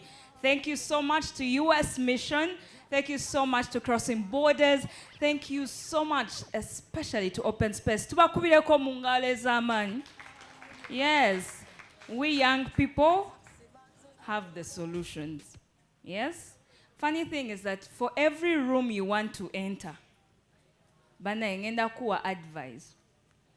Yingira room eyo, ngoina solution. Si problem. Problem bazimanyi. Everyone knows the problem. Everyone knows the problem. But if you enter a room and say, I can make briquettes, is that a problem or a solution? It's a solution. Your problem is, how many can you make? What do you need to make more? But if you enter and say, I don't have a job. If you enter and say, I don't have a job, it is a problem. Ate nange siguina, no litaguina, no taguina, right? But go back, think of a solution. Look around your community. Embozi ya community yojimanyi. Church singo tuluma. What is our problem? Is it garbage? Huh? Is it garbage? Mu bantu abanatuwa ensimbi. Ekyo bakitadde ku climate change. Kati gwe kola project yo, funa banno, make sure kasasiro si bwe buzibu. Enter a funder's place or a sponsor's place, obagambe ffe ekizibu mu Kawempe tugenda kisootinga. Muli bameka tuli abo? Basatu ne bannaffe abatwegasseeko aba? Bataano. Tugenda sortinga kino ekitundu. What do you need? Twetaaga gloves, twetaaga kino. Someone will take care of that. You have to think, tune your mind into a solution-oriented mind. As a young person, if you enter a room with a problem, I guarantee you, every room you enter, people will close doors. If you enter with a solution, people will open more doors. Right about now, we are ready for our next session. And this one is a conversation with young people on the new electoral roadmap. Tuli kumpi genda mu kaseera ak'okukuba akalulu. Tugenda kwesimbawo, nze sigenda kwesimbawo naye ngenda kulonda. Ngenda kulonda naye nga sinna kulonda. Njagala mmanya ogenda kunnyamba otya. Right? Naye ate nga naawe agenda okwetaba mu kulonda. Kyagala obeeko by'omanya. So tugenda baawo wano ng'abakulu batunnyonnyola some of the processes and the discussion on the electoral roadmap. Fena tumanyi nti ebiwayi bya njawulo naye nga tonneetaba mu any choosing. Let's have this discussion. Ladies and gentlemen, to moderate this session, help me welcome Mr. Otim Ivan. Mr. Otim Ivan will be the moderator. Agenda Kuita Panoye. He's going to introduce his panel. Thank you so much.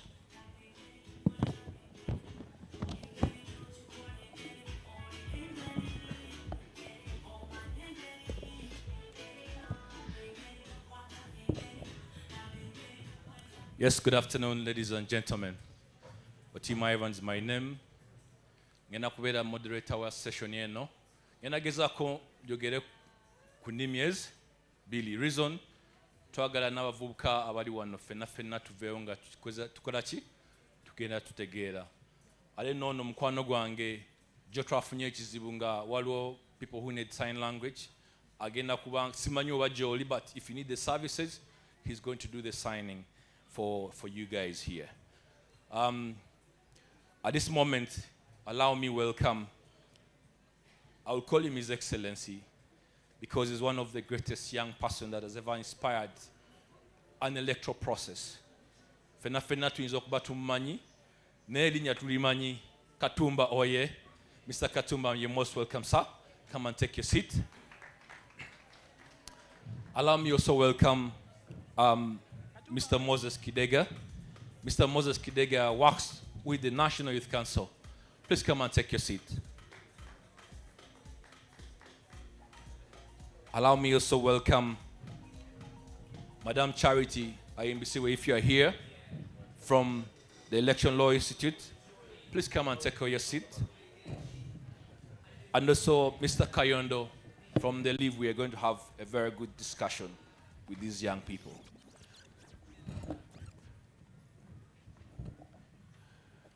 Oh, Lynette, Madam Lynette, please come and take your seat. Oh, I did not welcome you, sorry. Sorry, apologies. Please come and take your seat.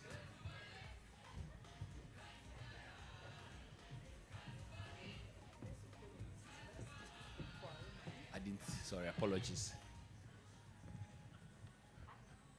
So we are going to be talking about the electoral roadmap, but also we are going to be talking about the youth electoral reforms and what are they. So the people here may know that in the last election, the country went for a general election. And one of the things that we cannot underestimate was the role of young people in that election. Approximately 18 million people had registered to vote for the election, but only about 10 million turned out to vote. The question that would have come to the Electoral Commission and other players, where did the 7 million voters go? And very importantly, we are preparing for another general election. And the Electoral Commission has launched another roadmap. Allow me welcome Madam Charity IMBCB from the Electoral Institute. Please, you're welcome, Madam. Thank you very much. You're welcome. So the Electoral Commission has just launched a very new roadmap ahead of the next general election. And the role, again, young people will play is a very fundamental role. Not as just voters, not as anything, just meaningfully participating, but also as candidates. But we are very sure that where you need to play your role comes out from the fact that you need adequate information to engage. But also we also recognize that there are barriers to youth meaningful participation. And maybe I open up this discussion from someone who has been part of the game. And I will call him Excellency, His Excellency for now, because he has tested the waters for presidency.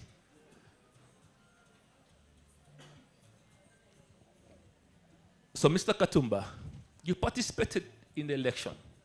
Yes. And we know what exactly you went through. And for us as young people, you are forced to reckon with. We will definitely celebrate you forever. Wow. But you tell us your challenges that you faced in the run-up to the general election. First, I'll thank you for giving me that opportunity. I also want to send my greetings to the community out there. A very good afternoon. Mwasibye mutya. Mwasibye bulungi kale katubalansinge. So, ebintu bino tebyali byangu. It wasn't an easy journey. Ekisooka kikwetaagisa okubeera kantandikire ku the first place. Since I was a young man, I was not given that first priority. Nti mbadde wali nga njokinga n'omwami omwe yasooka okunreceiving on the first day. Actually, atudde wali. Nti when they looked at me, a young boy, wanting to take over the country, they saw it as a joke. Nera we yajja yambuuza, young man, now night yali addako. That is just mental frustration, creating panic in someone. However, after the other one, I continued with the journey, and they first said that the law was amended, but it is not yet signed. I told them I saw the president signing it. Yeah, I was very keen. Young men and women who are here, you should be very, very keen on anything that takes place in this country. Any policy or what. So ningamba bagamba tojikwatako jikwateko.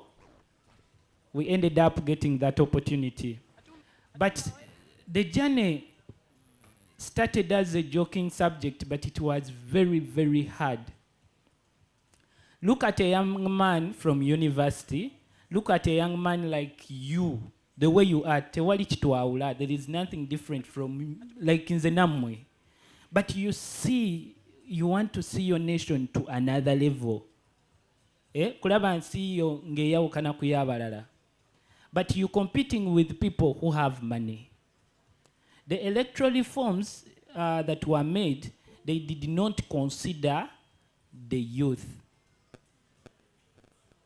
it considered only the rich. That yes, you have to solicit 100 signatures per district. So that was one of the things that they started with.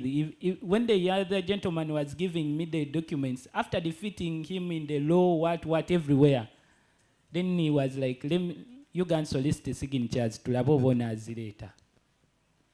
Now, why he said so, it's because the electoral commission, the electoral process is monetized. As you hear soliciting free signatures to help the people, someone who has already worked is giving 10,000 somewhere.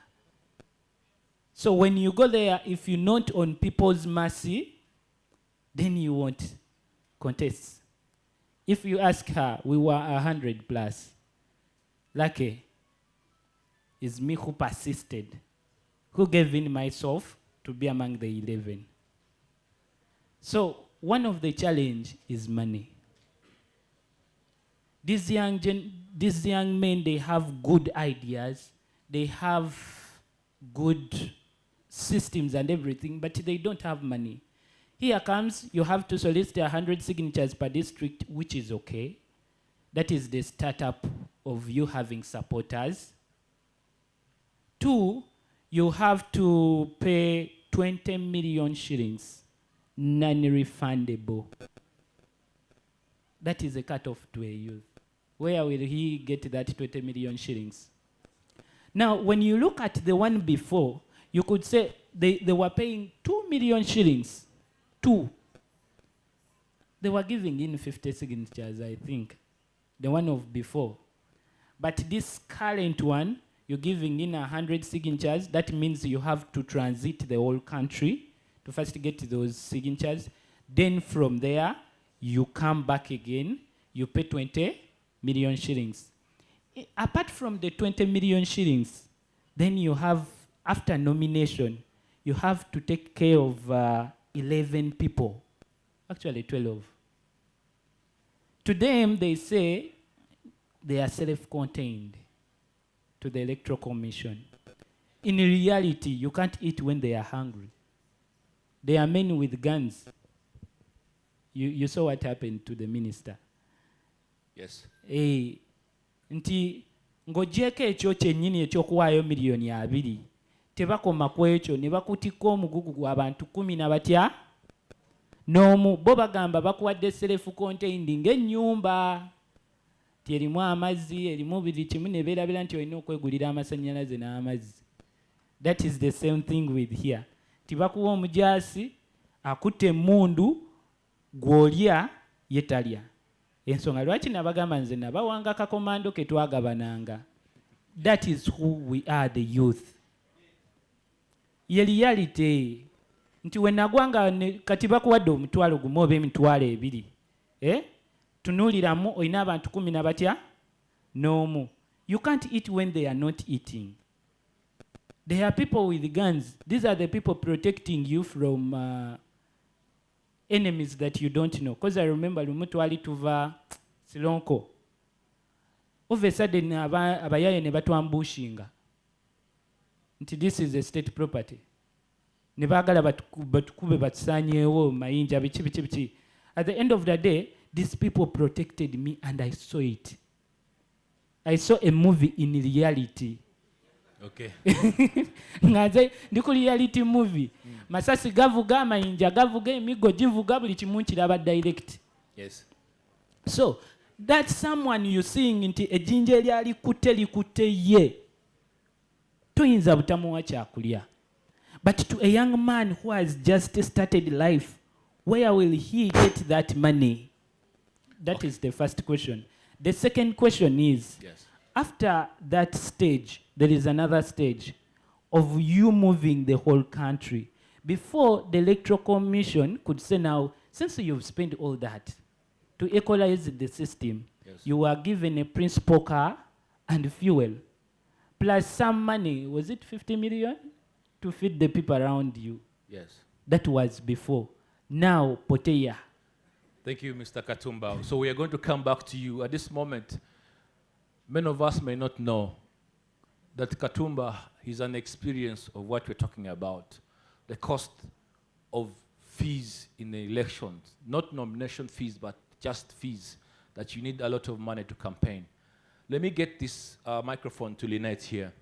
Lynette here works with the Interparty Youth Platform. And maybe Lynette, you'll be speaking to this congregation and let them know what the Interparty Youth Platform is.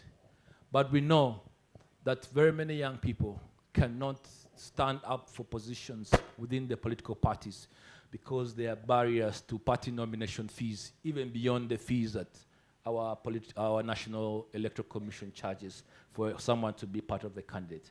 How is this limiting youth political participation? Thank you very much, moderator. Since you did not introduce me, let me introduce myself. I am Nanyonjo Lynette. I am the youth leader of the People's Progressive Party. I am a member of the Interparty Youth Platform, but also a steering committee member of the Multi-Party Youth Platform. When you ask me what is the Interparty Youth Platform, it's a platform that brings together youth leagues of all political parties in Uganda to work together, to sit together, to understand the dynamics of young people and how to go forward, how to navigate. You will still ask me what's the difference of the Interparty Youth Platform and the NYC. The NYC is a legal body, but for the Interparty Youth Platform, we deal with politicians in political parties. To the question, I think as young people, one of the things that we should know, obafa abavubuka abagala okwesimbawo abayingira ebyobufuzi olina okubaako wootandikira kubanga bw'otabaako wootandikira ofuna ebizibu bingi. Kati ffe abayingira mu bibiina by'obufuzi okufuna grounding board okubanga tubaako bwe tutandikira naffe tulina ebizibu era ebizibu ebyo bye bimu ku byatutwala ne mu kooti okuwaaba omusango gavumenti bwe yayongeza nomination fees okuva ku mitwalo 20 okuteeka ku bukadde 3, because 3 million is a lot of money. But also now, as a young person that has been here for some time, I also now understand that politics is not for the faint-hearted. And at this rate, politics in Uganda is not for the poor. Because wochali kubukadde 3 owa EC, political parties ezimu ziteekawo ssente ne ziteekawo omutemwa nti bw'oba ogenda kwesimbawo kuba MP nomination mu kibiina kyo mitwalo 5 oba akakadde kisinzira ekifo ky'ogenda okugendako. Kati bw'omala okusasula ezo ssente ogenda mu kamyufu nazo campaign zilinganga campaign zino eza bulijjo. Olina okonvinsinga abantu b'ekibiina kyo okukulonda okwata flaga y'ekibiina kyo olyoka ate ogende mu main kalulu. Kati mu bibiina, kati nja kwogera ku bibiina ebiri mass nga NRM birina abantu abangi. Akakalulu omuvubuka kaba kagenda munnyuunyunta. Omuvubuka batasobola kalulu bwe katyo. It becomes very hard to contest in such an election. First of all, it's very toxic, it's very costly, and remember, just after that election, you're going for the main election, which will also need resources, because there are resources that you cannot separate from politics. Waliye izo sente z'amateeka z'olina oteeka mu kaluluko. Olina okukuba posta, olina okwambala kuba togenda kugenda kugundi ng'oli bwereere. Olina okuliisa abantu nga His Excellency bw'agambye. You know, there are those costs. You have to transport yourself. Olina okusasula amafuta. Olina okuwa bakandidate bo. Kakati omuvubuka bw'aba amaze okuva mu byobufuzi mu pate ye, katugeze Mukama amuyambye n'ayitawo n'afuna tiketi eyo. Amaze sente ezisinga zoononedde mu kufuna tiketi. Usually ebibiina bw'omala okufuna tiketi babaako akasente ke bakuwaayo okuyambako. Kyenyinza okulaba nga advantage mu ekyo nti omuntu ava mu kibiina bw'oyita mu kamyufu, sometimes some parties contribute a little something towards your election. But still, for a young person, it's exhausting, it's time consuming, it's tiring. Kuba n'ebibuuzo ebibeera mu kamyufu byennyini bimenya. Weesimbye kupate president olowooza olina ki? Bw'obeera muwala bakubuuza oli mufumbo. Baawo yaani? As if mu parliament ogenda ne baawo bw'otuula wano naye n'atuula wano ne muteesa mwenna. You know? So those things damage. Apart from the esteem alone, they damage your trail. Some people are discouraged. Bwe bamukuba mu kamyufu, they will not continue to another stage. The brave ones will say, nze genda independent. But still, it's very costly and very tiring. Thank you so much, Lynette, for highlighting how internal nomination fees are hindrance to young people's political participation. Let me take the microphone to my brother Kidega. For us who were here yesterday, we are here with our president of the young people, Mr. Jacob Eyeru. Mr. Jacob Eyeru runs through a structure from the village to the sub-county, to the parish, to the district, and then the formation of the NYC structure. And it is the same structure that elects the 5 members of parliament. Avubuka bali wano tulina ba members abataano mu parliament nga balina okukiikirira ebirowoozo byaffe. Naye nga balondebwa kye bayita college, electoral college system. Then, my brother Kidega, we have been in discussion around the electoral college. And one of the discussions that we have on the paper is ideally to expand the seats for members of parliament, but to have an affirmative seat for a regional representative for a female. That means we are going to be expanding to 8. But also the other idea is to disband the electoral college, because we believe that very many young people are not part of the election of their critical leaders, especially members of parliament. Where is your position, and what do you have to say about this reform area? Thank you very much, Ivan. Once again, my name is Akidega Moses, and I serve on the National Youth Council Executive as the Labor Affairs Secretary. Ivan and colleagues here, Uganda has one of the most progressive laws. That if you look at our 1995 constitution as it was made, you look at, for example, the Presidential Elections Act, you look at the Local Governments Act, you look at the National Youth Council Act, and all these laws, they're very progressive.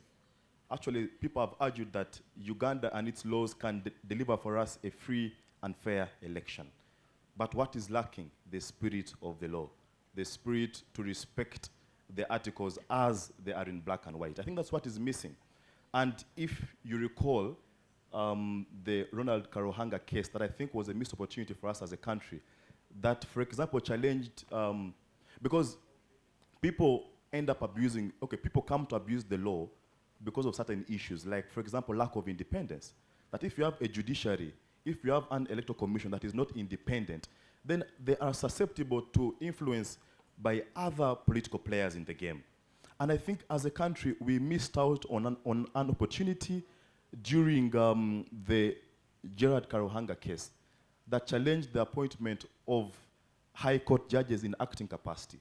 And the argument was that if you have judges who are in acting capacity, then they don't have security of tenure. Therefore, their independence is compromised. So how do you expect the same judge who is in acting capacity to hear a presidential election petition and not be biased, all right? So the institutions, their independence is in question. And that I agree with anyone who says that. But again, the responsibility is upon us to ensure that we advocate for policy frameworks that are able to build strong, independent, and resilient institutions. But also, even when we advance the argument of independence, we must recall that these institutions are like, they're like 3 cooking pots on which, 3 cooking stones on which a pot sits, that without one, the other might not function effectively. That you cannot imagine that the judiciary can function with total independence without support from the executive and from the legislature. So these 3 organs, whereas they can interconnect, there should be checks and balances, all right? They should not operate completely independently, but at the same time, one institution should not override the powers of another. So, Ivan, the laws that we have in Uganda today can deliver for us a free and fair election. But the issue of the college vote and the issue of youth members of parliament, because I am part of that same structure. Yes. I was elected in my village in Gulu, elected in my parish, we are Waranga in Gulu. At sub-county, I was elected at my district in Gulu and up to the national level. So I have gone through that process. But the process does not rob away the aspect of adult suffrage. Because At the grassroots level, at the village level, it is completely adult suffrage. The college system only begins to embrace itself as you progress beyond the village level. But also, it's important for us, Ivan, to appreciate the mischief behind this particular law and the way it was constructed. You know that Uganda is signatory to the African Youth Charter. Definitely right. That enjoins member states to render affirmative action to marginalized groups of society. That's true. All right? Yes. And the National Youth Council was established as an affirmative action venture. That because the space for political participation of young people had been frustrated over time because of historical injustice, there was need to create for them an affirmative action institution whereby their voices can be channeled. So opening it up, as it is being proposed, then defeats the purpose for which it was established. Because if you open it up, then someone has to campaign. For example, someone to become a national female youth member of parliament is voted for by delegates across the country. So if you want to amend this law and make it an adult suffrage, it means that someone to become a national female youth member of parliament, they'll need to campaign to all youth in the country. Then how different are they from the president? So are we helping them by reducing the cost of the campaign? No. I think we're in fact making it more expensive. So I think let us look at it carefully and not be so quick to disband it. Thank you. So what's your proposal on the incremental proposal that we are putting into context? That either one, because the idea is we're talking about a college system which in its entirety is a good platform for youth meaningful political participation. But there are kind of barriers that we can see and evidently structurally that limit more meaningful engagement. For example, we have councillors here, youth councillors. I would tell you that the youth councillors have to ferry their voters. And we have been talking about the cost of fees. So we can see that the structure exists. But also ultimately here, we have been telling the president about your drop in the budget from the 4 billion.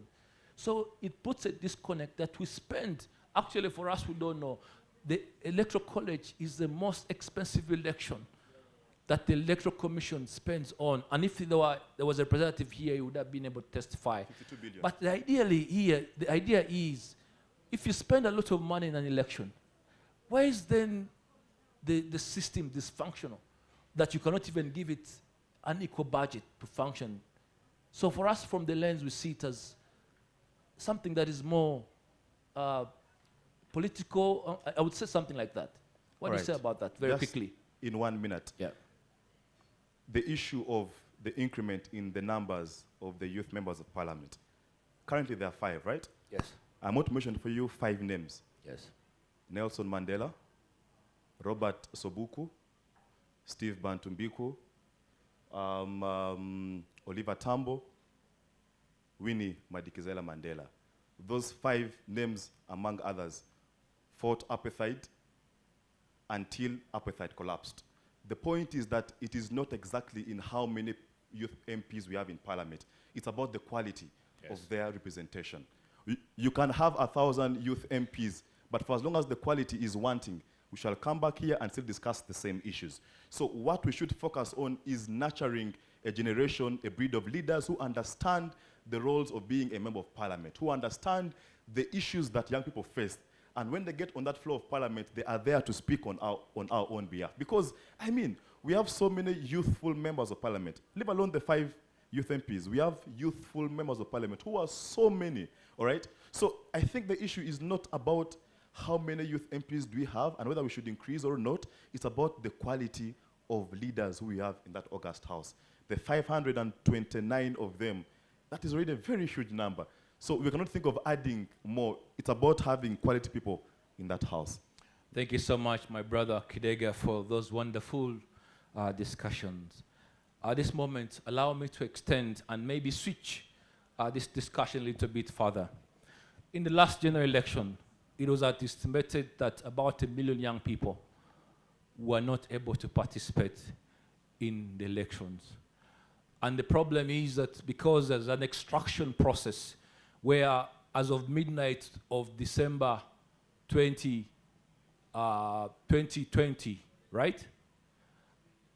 The Electoral Commission extracted national data for all young people who were eligible as of 18 as of that timeline. But we also know that Article 59 talks about, if I'm very sure about that, talks about, right? Talks about eligibility to vote. And the question of eligibility is not in any way talking about eligibility at registration. For me, if I'm a legal expert, I'll look at it as eligibility at polling day. But along the way, between the extraction timeline and the, and the election itself, about 6 months later, because the Electoral Commission has to undergo the process of validating the registers, update, display, very many young people that turn 18, even as of the next day of the cutoff, the timeline, are left out from the register. I'm asking the legal expert here, Charity, how does this limit, how is this limiting within our electoral process? And what can we as a country bring into context to not be able to have an election that disenfranchises young people's participation? Over to you. So, thank you very much, Ivan. I think disenfranchisement for young people is happening at two spots. It is happening at the cutting off, like you have said, 1 million people stayed back. It's a discussion we held with Parliament, and it's also a discussion we held with the Electoral Commission in 2021. Now, that cutoff happened, like you have said, a year before the election. It had never happened before.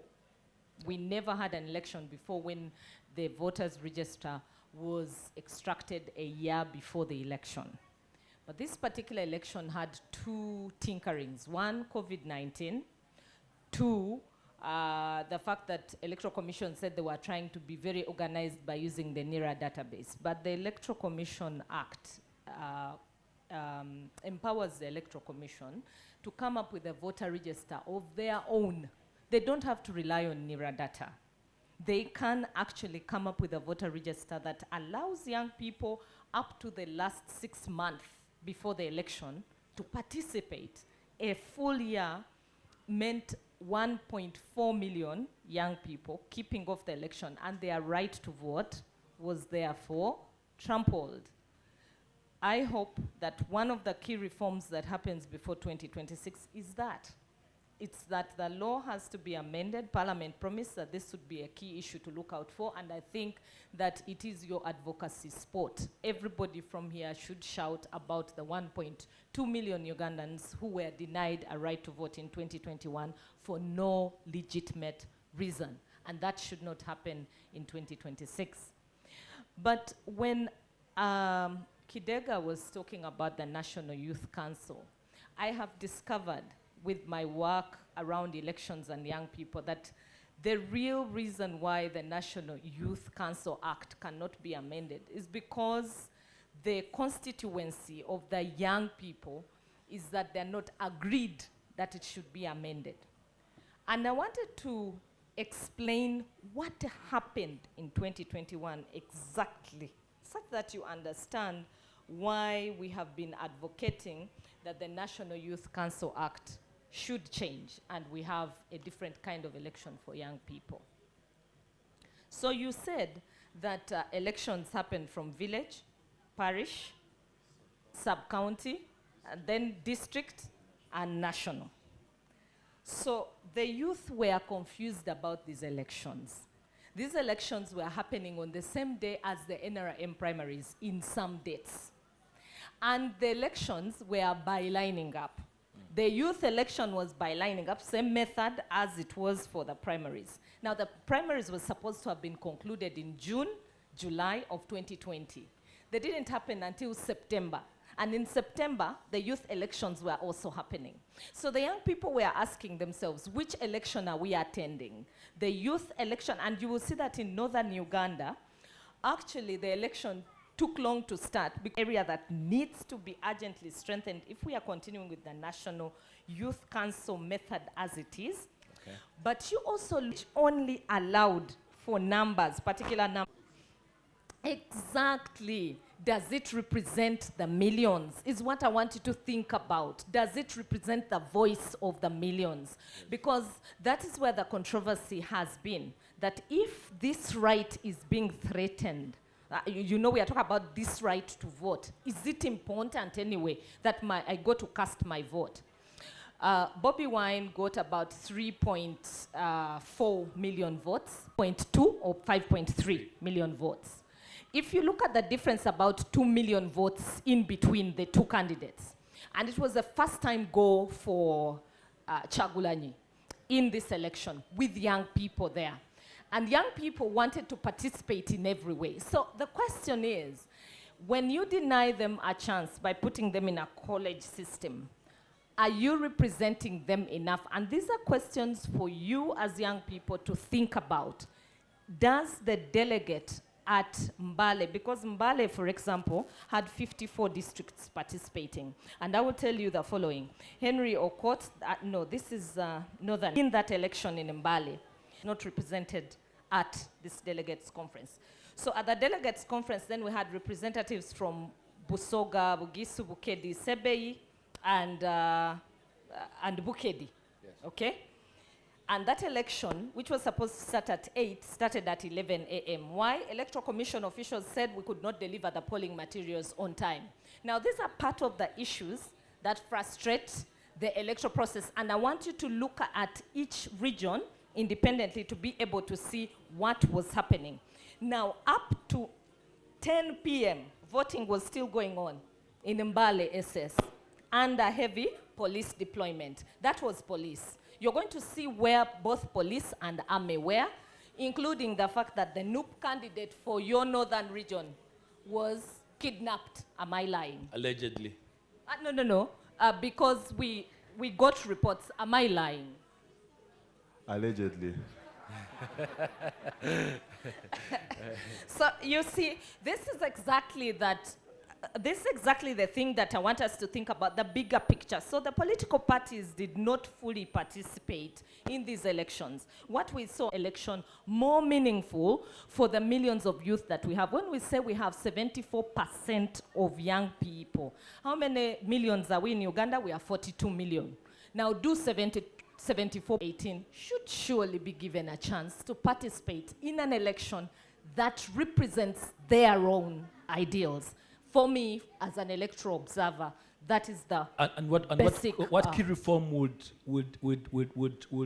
put that into place? Because so for me, the Electoral Commission argues that they have to roll out the roadmap and display and give copies, and then that means that they cannot have young continuous registration because then they have to undertake those processes. What key reform needs to be undertaken to ensure that is addressed? Now, of course, for the 2026 election, the key reform, number one, that should happen, and it is a low-hanging fruit, so government should not shy away from this one. It's not going to give them headache. No youth should be cut off for a year. At least they should give a period of 5 months.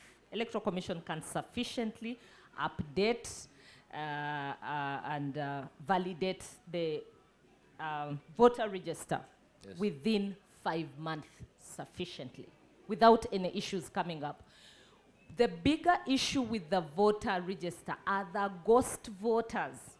And the ghost voters are coming from Part 4 of the Registration of Persons Act. Part 4 of the Registration of Persons Act requires that every person who dies in Uganda is registered as dead. But that doesn't happen. People die, they are knocked on the road, and the register, and that NIRA sheet is not cleared. Even the Electoral Commission data is not cleaned up. So we have very many dead people on that register. So the bigger issue should be they should look at the dead people. Forget about saying the youth are going to make sure the register is delayed. No. That's not a true projection of what that register would be. So the reform, and it should happen. You should push for it as young people. Every young person, make this your dream. Push for a reform happening that you are not cut off for 1 year, you're cut off 5 months before the 2026 election. Thank you so much, Charity. And as we take into the final remarks of our discussion, I will take it back to Katumba. Mr. Katumba, in your remarks, you told us about how the election was very expensive, but you didn't tell us how you got this money. And very many young people here will ask the same question. How did you finance this election? But also very critical and importantly is what key reform can you bring to this discussion around nomination fees for participation? Because it is urgent that the members of parliament, by then desiring to increase the nomination fees from the fee that was then to 3 million shillings, was based on the aspect that they wanted to close out young people from competing with them. Do you agree with that argument? And what key reform do we need to highlight as young people so that the nomination fees are either reduced to some extent, especially at certain levels of our engagement? Yeah. Ivan, sorry, can I also ask Katumba as he speaks to remember the time he was beaten? How did he feel when he was exposed to violence? Because for me, that's another key area of reform. We need to keep the army, RDCs, military out of the election. That's another key area, and it's a low-hanging fruit. Do we need a legal reform or institutional reform within that? I think it is just enforcement, really, enforcement of that law. But the Electoral Commission will tell you that they cannot organize the election without security because elections are actually a national security issue. The high-hanging fruit on that one is that Electoral Commission, if you look at Burundi changes the Electoral Commission every 3 years.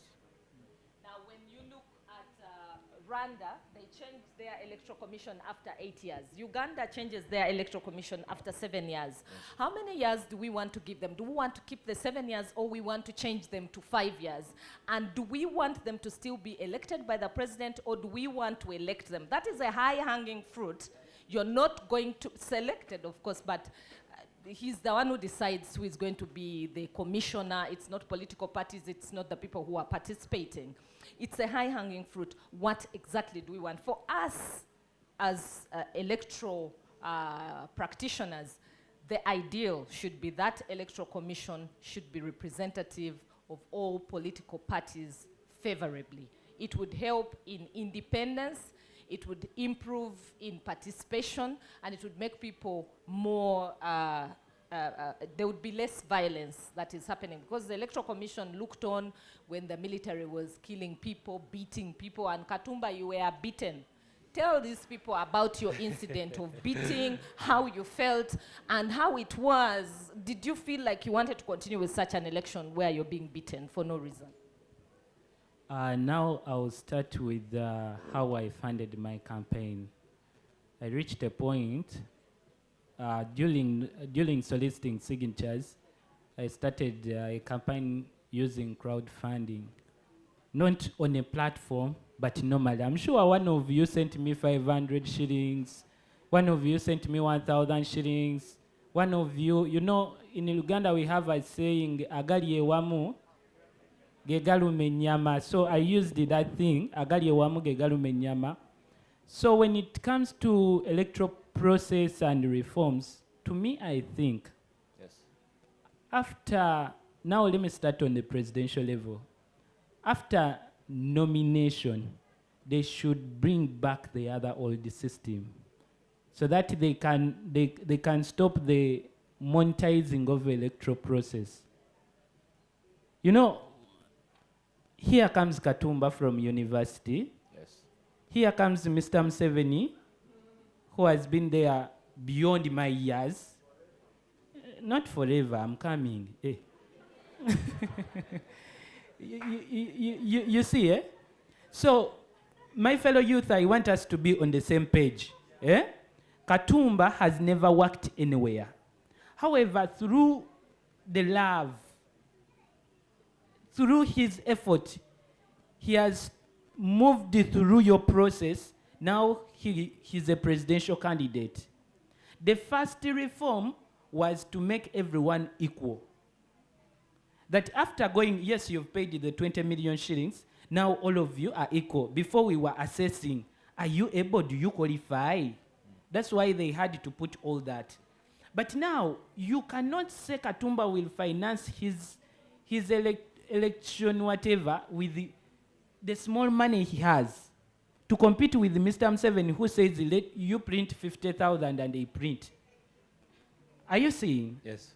That is one. Yes. Two, when it comes to parliamentary, the reform should be, they should reduce on the amount of money the youth who are engaging to be like on the edge.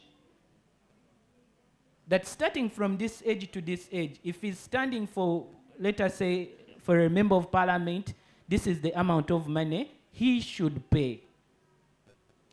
You understand? Yes. Now you were talking about electoral college. Yes. The electoral college has come, because I've interacted with most of them, you see that it reaches a point where these young men cannot push far. That's when these other people comes that me I will finance, but you do what I want. That's why you have members of parliament, but they are almost useless. I'm sorry to use that word. You have mwina ababaka naye balinga abataliyo. Kubanga waliwo ababateekamu ssente basobole okutuuka n'omutindo ogugula buli muvubuka yesimbewo. Ayitewo afuuke member of parliament. Okitegedde? So, the first thing, even when we were at the parliament after the electoral process, I told them, one, these young people should be given a priority. That if you, between this age to this age, this thing should be done. That if these ones are paying, let us say, 3 million, yes, you give 1.5 to young people. To young people. Okay. Two, when it comes to let us say, to these political parties, yes, they should leave, let us say, spaces for just young people. True. That if we say that it is a district, we have 3 members of parliament, at least one should be of this age. Okay. Are we at the same pace? Yes. Now from there, we come to the election process. I think the president should stand out and leave the judiciary to take over. Because during swearing in, it shows that the judiciary can do it better. That brings us into a state of emergency. Not a state, were we in the state of emergency? When a country has no president. No, here is the thing. Yeah. You saw Mr. Ziti, the one of Kenya. Yes. He stood aside. Kenyatta. He stood aside, and there was no any state influence. Let me tell you, I participated. There is a place I was in Soloti. I was still campaigning. SFC took over. That the president is coming. Mm-hmm. Yes, because he's president. Because he's president. Yes. We reached a point, you driving, heading to somewhere. I was heading to Chiruhura, and then they saw the convoy. My people were like, oh, we cannot go. Let us stop, because the president is doing what? Banange bituufu. Muyimirira kubanga president yakola ki? Ayitawo. Ne mubeeranga gwe toli presidenti. No, let me tell you. Okundaba nga gwonsanga n'oteekako ekitiibwa kya His Excellency. It shows that I worked for it. Me paying my 20 million, getting 100 signatures per district, and you stand stopping me from campaigning because the president is coming. Who are you? You understand? Yes. He should, okay, he can act as the president, or we should let the state be free. Because Uganda is not driven by the government. The government can go, but the state can continue moving, right? Yes. Just because we are in a country where the state is ambushed. We have the government and the state. The difference is, bavubuka bannange kye mutannayawula, tuyina gavumenti tulina ne state. Mumpulira? Omusirikale si wa Museveni wa Uganda. Mukawulidde ako? Nkabaddiremu. Omusirikale si wa Museveni wa Uganda. Electoral Commission si ya Museveni yani? Government ya Museveni ejagenda. Ey'Obote ekyaliwo? Uganda yagenda. Eyamini ekyaliwo? Uganda yagenda. Like they have been coming, but they leave. You understand? But you cannot tell me that a young man like me is going to compete with you, whereby you in this area they have to deploy the whole district. A full deployment. Are you seeing what I'm trying to put at the table? To me, I think if after nomination, we should be equal, as they say, and as the Constitution says. We should be what? Equal. Katumba azze ku bwakatumba bwe naye yenkanankana ne Museveni. Toboka. The mere fact nti ndi ku ballot paper emu naawe kiba kitegeeza tukola ki? Twenkanankana si we kiri? Nkiddamu. The mere fact nti ndi ku ballot paper naawe twenkana. Byonna by'oyiseemu tewali kipya ky'otakoze kye sitakoze. So, one, the president, the incumbent, as they said before, the incumbent should give out power. Yes. To make it equal. Yes. Two, after that, the Electoral Commission should go kugundi. Then it is high time to put Katumba akubye campaign ne billioni emu. Gwe kube campaign ne millioni te. Yes. Kati lastly, temukerabira in this poverty ne millioni te. Yes. Kati lastly, temukerabira in this poverty. Yes. Lastly, the reform I want to be put is that they are using state powers to stop young people from actively. When you say who when you say they are, they. Who are you talking about? Now, let me bring how they come. And very quickly, because we are losing out of time. During this period, the president is given a mandate to appoint the Electoral Commission chairman. Yes. That means Uganda has lost independence. The Electoral Commission chairman is a state property. Yes. Now he will work in favor of Mr. Museveni. Are we clear? Yes. One. From there, the president is given power to the extent that he chooses who does what. Yes. Now, if you choose who does what, when will Katumba come and be equal and take presidency? Thank you, Mr. Katumba. Lastly, yes, sir. These people, as I'm bringing that, yes. when Very you're quickly. going down there to campaign, yes. the RDC is on your neck. Okay. You know why the RDC? Yes. Apart from these people who you vote for, there is DISO, there is MISO, there is GISO, there is PISO, there is... You know why I say so? Yes. All those people are appointed by the president. Okay. So they won't allow you to let them lose their good jobs. You understand? Yes, Katumba. Very but quickly. it would have been better yes. that now, during that period, yes. these people should set off yes. and leave the state do its work. Thank you very much, Mr. Katumba. We are going to continue this discussion in a national dialogue on electoral reforms that we shall be organizing on September 21st. And they will be specifically talking about youth electoral reform agendas. At this moment, allow me invite, and you will give me about 5 extra minutes, and they will be for Mr. Kayondo from the Electoral Commission. Please come and take your seats. And as you come to take your seats, this gentleman will be doing 1 minute of close-up, and they will be telling us from the National Youth Council framework, what are they doing to influence the electoral reforms agenda? And from there, your perspective, what are they doing to influence the electoral reform agenda? Is how is the electoral reform agenda anchored within the Electoral Commission roadmap? And maybe something very interesting for us as young people to understand about the roadmap so that we go out excited to participate in the next general election. Thank you so much. Ivan, the 1 minute is going to be a very big injustice. Please, someone is on my neck very quickly. Yes, but very quickly, I wanted to point out a few things that I actually wanted to talk about. one, I don't think we need to add on the numbers of MPs to make a point as young people, because even the ones we have are disconnected from us. I'll give a case in study. We had the National Youth Day celebration in Kabale recently, and none of the youth MPs saw it fit to even attend.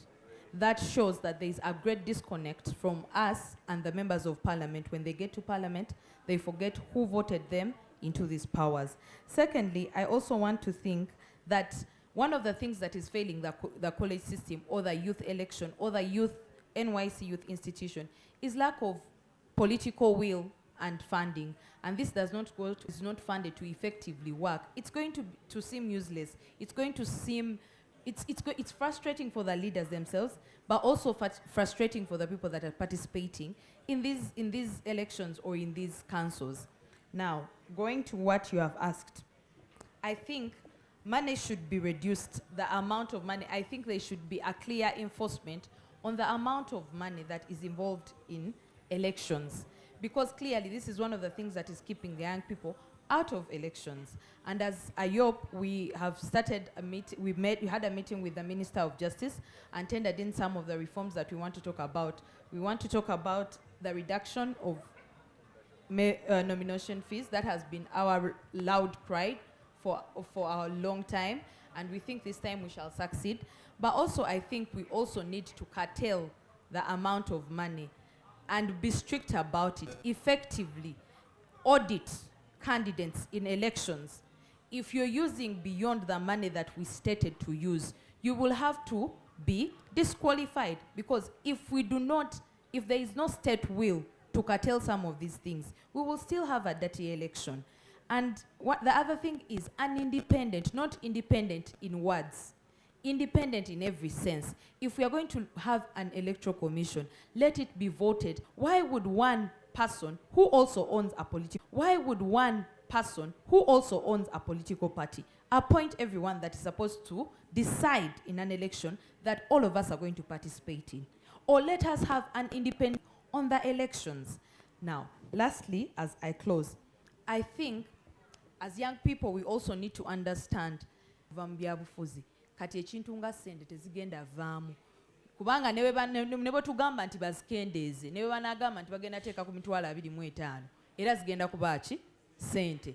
Kati ekitegeeza bw'oba ogenda kwenyigira mu byobufuzi kiba kyamagezi nnyo okubaako kyokola, kubanga bw'oba tolina kyokola kubeera n'akasente ako gw'ogenda otufuukira obuzibu gye bujja. Because most of the people that we had, among the persons that went to parliament as a broke man is Odongo Oto. As he was going to parliament, he went on a bicycle, paid 200 million, and bayongeze batuke ku milioni 5. He went as a broke man. When he tested money, he became a problem and started disturbing us. So if you're going to parliament, have some money on you so that you don't get excited with state funds. Thank you very much. Yeah, thank you. Imbisibe here mentioned that, is the youth delegation that elects, for example, the regional youth MPs, does it represent the youth voices enough? And to respond to that, I'll ask her, do we all elect the Speaker of Parliament? No, we don't. Our MPs go ahead to elect the Speaker of Parliament, but we believe that this Speaker is the Speaker of Uganda and does represent our views. So there is something called representative democracy, and it is actually democracy. Two is that the aspect of disenfranchisement, that does the college system disenfranchise or rob away the powers of a young person to elect their leaders? I mentioned earlier on that at grassroots level, it is adult suffrage. So the opportunity is there at grassroots level whereby anyone can participate. The last point is on monetization. Monetization will not be wished away by us coming here and speaking English. We must be able to take drastic action that can take this country forward. We cannot be paying members of parliament 30 million and expect the process that someone will go through will not be highly monetized. No way. We must know that politicians get way small. There you'll attract the right people, but if they're being paid the amount they're being paid today, there is no way you will not attract businessmen who will see politics as a business. Lastly, we must think about this critically. Do we need state reforms or legal reforms? Because we are advancing legal reforms, but at times the answer lies in state reforms. So I think that is a food for thought for us. Thank you. So we shall expand on that discussion on the 21st of September to tell us more what state reforms you're talking about in here. So Charity, 1 minute. So for me, I think we need both state and legal reforms. And on the member of parliament, if the speaker does represent the views of Uganda, I want to say that not all the time does the speaker represent the views of ordinary Ugandans. Think about the 10 billion which they gave themselves when we are here dying in a more advanced democracy. Don't talk about it in the Ugandan sense. That, I think, puts it to bed. But, so what do I want to see going forward in the 2026 election? So the National Youth Council elections are going to start in 2025. That ideally means we're in 2023. Next year, you should already be organizing yourselves. Already the news should be out. There should be voter education messages that are clearly targeting the young people. Write those messages, write how you want to ask young people about these messages, and by 2024, next year, about June, July, or the time we're in August, you're already running with these voter education messages. That would help the National Youth Council election. Thank you. Thank you. His Excellency, 1 minute. My timetable, they're killing me with time because I want to give the remaining minutes. Operating illegally. I'm honest. Now, if you deny the 1 million people to vote, is that illegal? We'll subject that. It is illegally. They are operating illegally. But what I can say for now, young youth, whenever you are, as we are fighting, you also join us. Because the electoral process is monetized. Aina sente gwe basindika mu palamenti. Ate naye watuukayo aba ayagala kuzzaawo ze yakola ki? Ze yateekawo. Kati ne mufundikira nga gwe omuntu wa wansi tofiiriddwako. So kati kye tuli okulwanako saawa zino nti bakendeeze ku ezo ssente ezikozesebwa mu kulonda. Naye engeri gye bazikendeezaamu nga Electoral Commission etandise okukwata obuvunaanyizibwa bwayo. Omukyalo ono asembyeyo ng'agamba nti omuntu babale ssente z'atadde mu kalulu. Toyina ngeri gy'ozza zibala. Unless nga Electoral Commission egambye tikatugeze nga ku presidential level timulina kukozesa miliyoni amakumi ameka gano ge tubakoze eki ge muba mulina okukozesa completely. Ontegedde bulungi? Discussion eyo tujja gyeyongera Mwami Katumba. Kale kati kankonkuluusingire bwano bwe wano. Nti buli muvubuka yonna gy'oli teri agenda kufaako okuggyako nga weefuddeko ne weegatta na bano amateeka ne mugakola ki? Abali mu palamenti tebabafaako. So at this last minute, I want to thank my panel for being such a wonderful. Let's give them hard words of applause. So this discussion is going to be extended by a national debate that we shall be having, and we'll be speaking about the youth electoral reform agenda.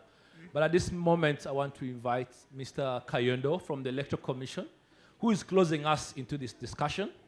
Mr. Kayondo, you are too early for the next session, but approximately 5 minutes is what you're going to use. One, tell us about how is the electoral reform agenda anchored within the roadmap? Because last election you cried that so many reforms came within the electoral roadmap and they affected your timeline. But also tell very many of these young people of what is critical for them to understand within the roadmap, for them to prepare to participate either as voters but also as candidates for the next general elections. Thank you so much. Nam, thank you, Mr. Tim, the moderator. The youth, the core of the society, the panelists who have been here before me, ladies and gentlemen, allow me to observe the protocol as before by other speakers. My name is Kayondo Abubeka. I am one of the lawyers of Electoral Commission who has worked since 2006 with the Electoral Commission, and my docket has been the youth or the special interest groups in the legal department. So I come with some wealth of knowledge to share with you. Number one, before I go to his question about the electoral reforms being anchored into the youth structures, I want to call upon all of us to understand that this country called Uganda is for all of us. That is number one. The country called Uganda is for all of us. That is number one, Mr. Katumba. Are you sure? Yes. I do not contribution to others. You should all do your part as you blame those who have not done their part. I want us to understand that as youths and other people generally.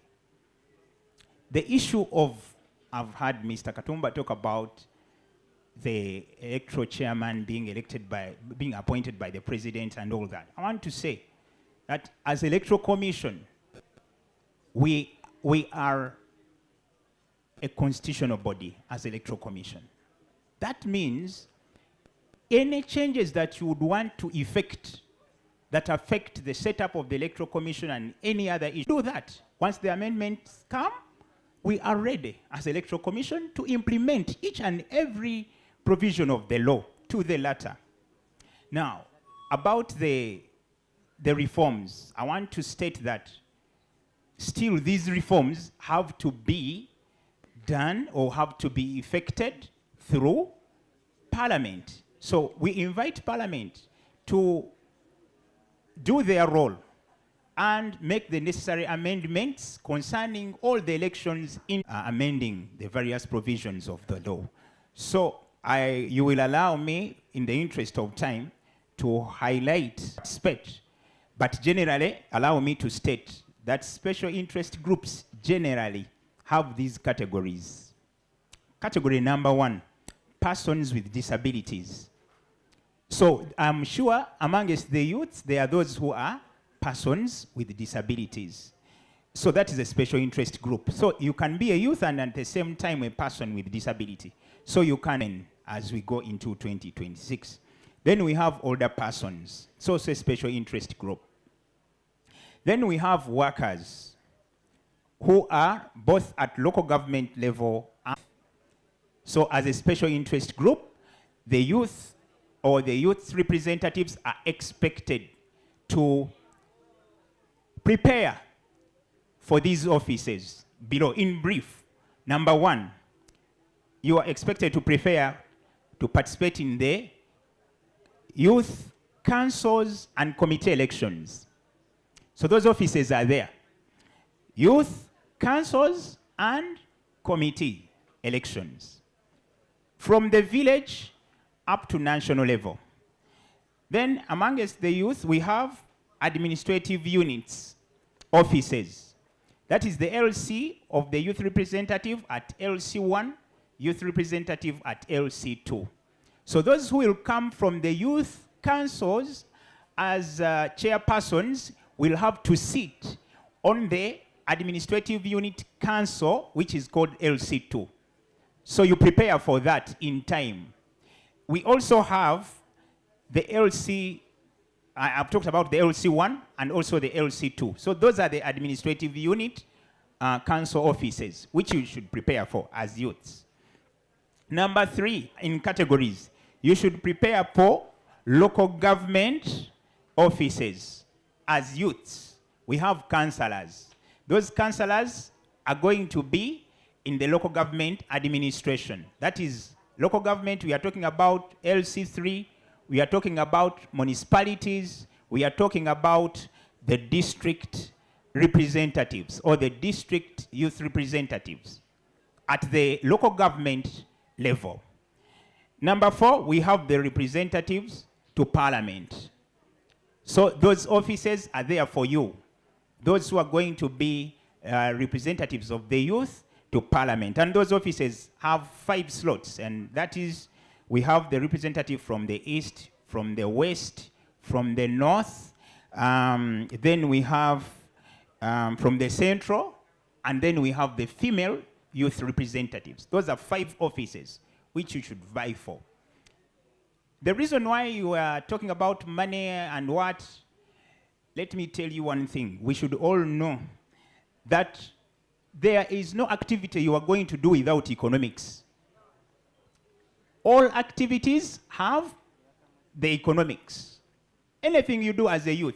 So the requirements of a member of parliament have the requirement of nomination fees, which cannot be exonerated from the youth, because those requirements have to be the same. Unless an amendment comes, if that amendment can be pushed through parliament and it comes and provides an exception, that is welcome. As Electoral Commission, we shall implement it. Just like for the workers' representatives at local government. Previously, you had to resign public office before you become a representative of the workers. But it was realized that by you resigning as a worker, then you cease to be a worker. So you cannot represent workers when you are not a worker. An amendment came in under section 115 and 6, 115, 116. And that amendment came in, and then the workers were exempted. Finally, we are exempted from resignation. So anything that you want to do, just do the amendment, and the amendment will come in through the members of parliament, and as Electoral Commission, we shall implement the law as amended or as it is. Now, having said that, allow me to highlight on the dates, Yes. finally. Very briefly. Very briefly. In our roadmap, among the special interest groups, we have compilation of the youth, PWDs, older persons, workers, UPDF, and professional bodies voters registers. That compilation is coming, according to our roadmap, with effect from 3rd January 2025. 3rd January. And that will end around 24th January 2025. So you prepare for that compilation which is coming. And before you are compiled as a youth participant in the election, you must first go on the National Voters Register. In Uganda, we have a disease. I want to call it a disease. People just wake up when they see an opportunity, and then they want to become youth. You find somebody who is 40 years of age, all face wrinkled, and wants to become a youth. There is no reverse. In God's issues, you have no reverse. You have no reverse. So you are either youth or not. And a youth is a person who is between the age of 18 and below 30 years of age. So if you feel you want to participate as a youth, but you are an older youth, you are not going to participate. Because you have to first register as a national voter. Then we shall compile you automatically in the register as a youth according to the age. But this is not to tell you that now start manipulating are enough. Don't manipulate. Please be honest to yourself, okay? That is one. Now, number 2, we have a cutoff of the update of the National Voters Register for that compilation, which will also be done in January, the same period. Then we have the display of the National Voters Register at each polling station. Basically, that is general. It starts 18th April until 8th May 2025. The display of the voters register for the SIGs, the youth inclusive, in each village.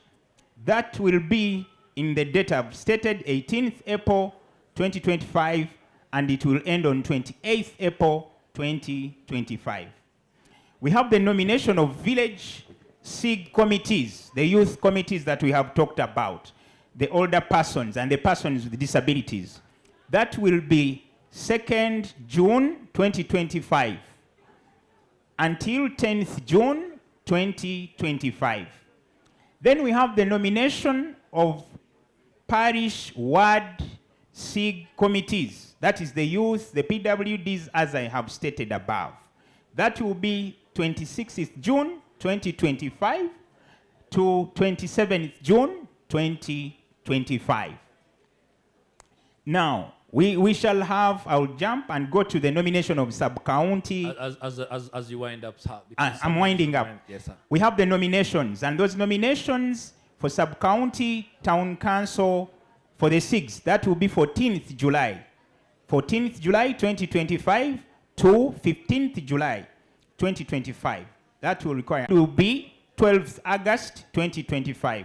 We shall need only one day. Finally, we have the nomination, campaigns and polling for National Youth Council committees. That will be Wednesday, 27th August 2025, and it will end on Friday, 29th August 2025.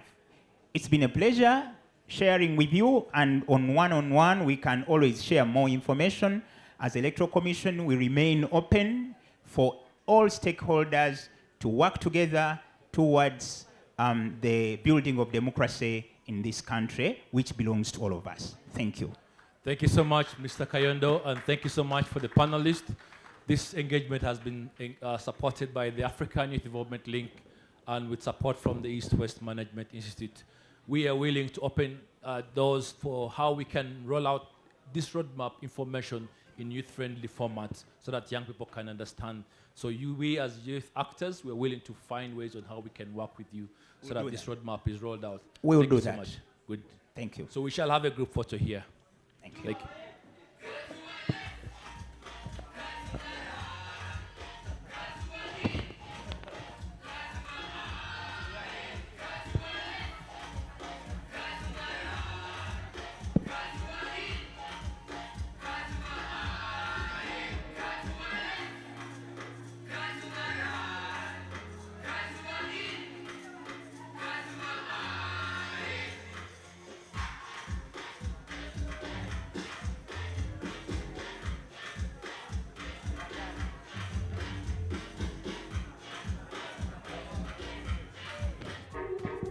So don't forget to pass by the EC tent there to get more information.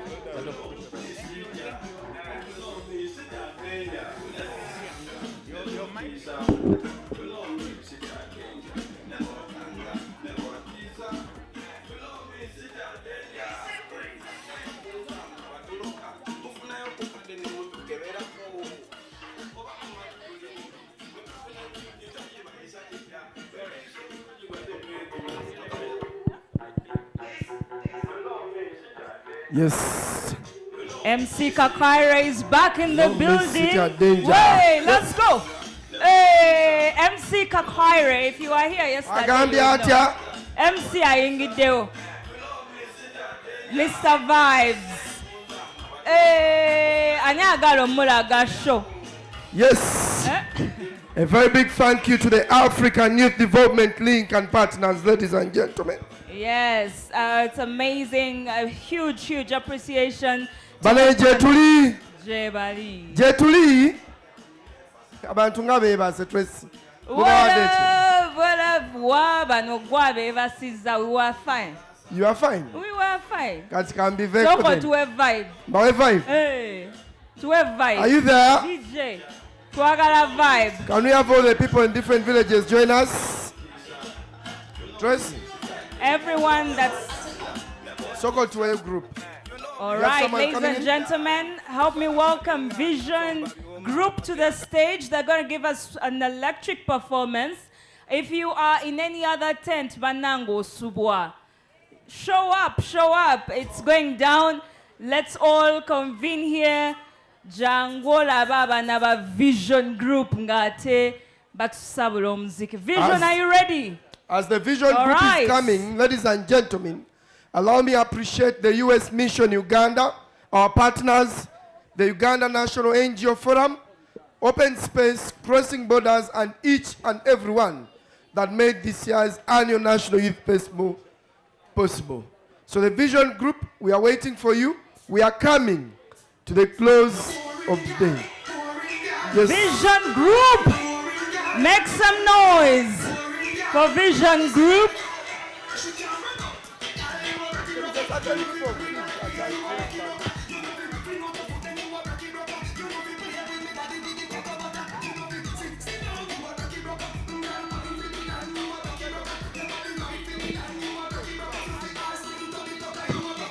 Mwanguwe Mufiwa Vision Group is bringing the house down.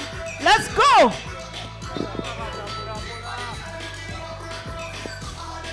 It is the the annual National Youth Festival. Thanks. Make sure to tag us, the hashtag. It is the annual National Youth Festival.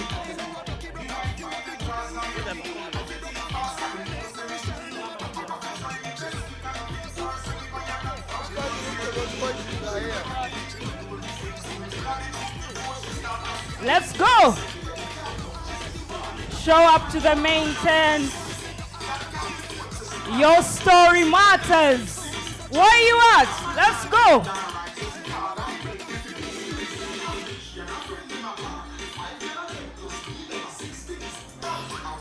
It is the annual National Youth Festival. Show up to the tent. It's going down. It is the Vision Group in the house. Let's go. Show up. Give them some support. Let's go. One timer. Say, do me, do you. One timer, Vision Dancers Uganda.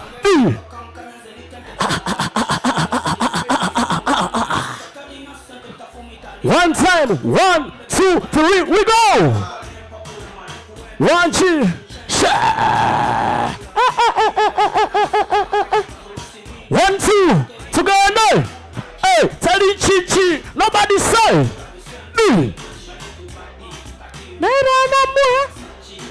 Kuchi, Kuchi, boy. Are you ready? We go. Share. Tanzania, Kenya, South Africa. 20. He say, be the care, boy. Baba Shanash, baby. It's a 9th Youth Festival. 20. And let's go. Watch it. Let me see you say. Watch it. Tuendelea, kuna shida. Vision Group is in the house. Let's go. Watch it. Let me move on. Omwana choye.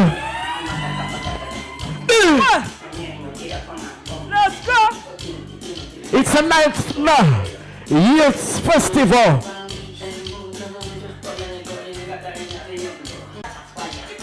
Space. The U.S. mission. One timer. It's a party tonight. Annual National Youth Festival. Well done. Say.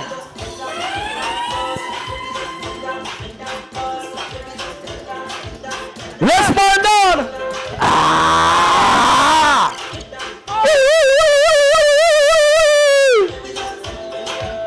Mama. Raji. It's going down. Go. Slow but sure. Vision Dancers. It is the 9th edition of the annual National Youth Festival. Make some noise. Let's go. Turn that.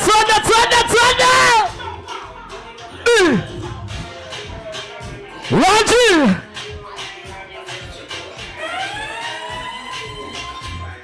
All right. What? Sure. Annual National Youth Festival. This is how we do it. Raji. MC Collins Bango is my name. Tingy. Ariabo Ewalosubwa. Go. Sure. Rush baby, wagwana. Hey.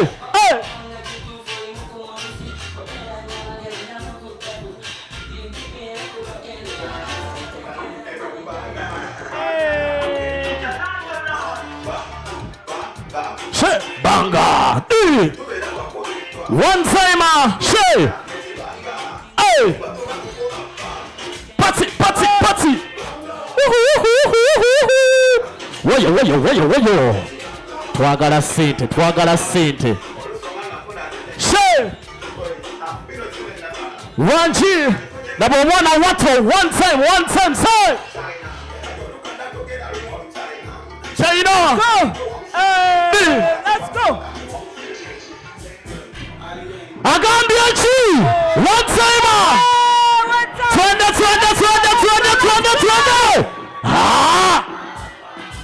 Say. One G. What? Let's go. Sababu sabi in the car. Wajikuye. Kankuwe patize. One timer, two timer. Shay.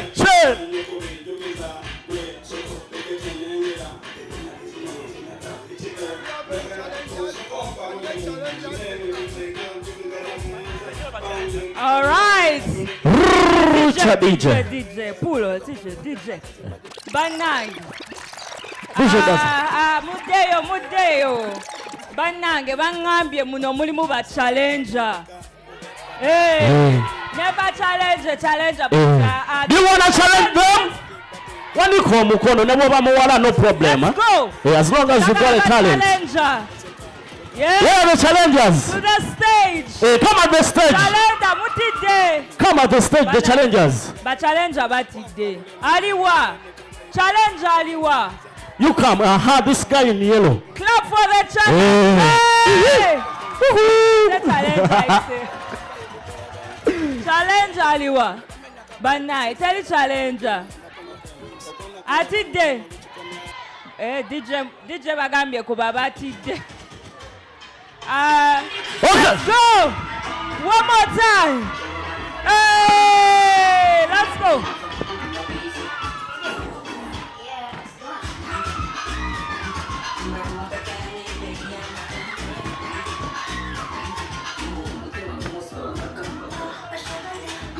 One timer!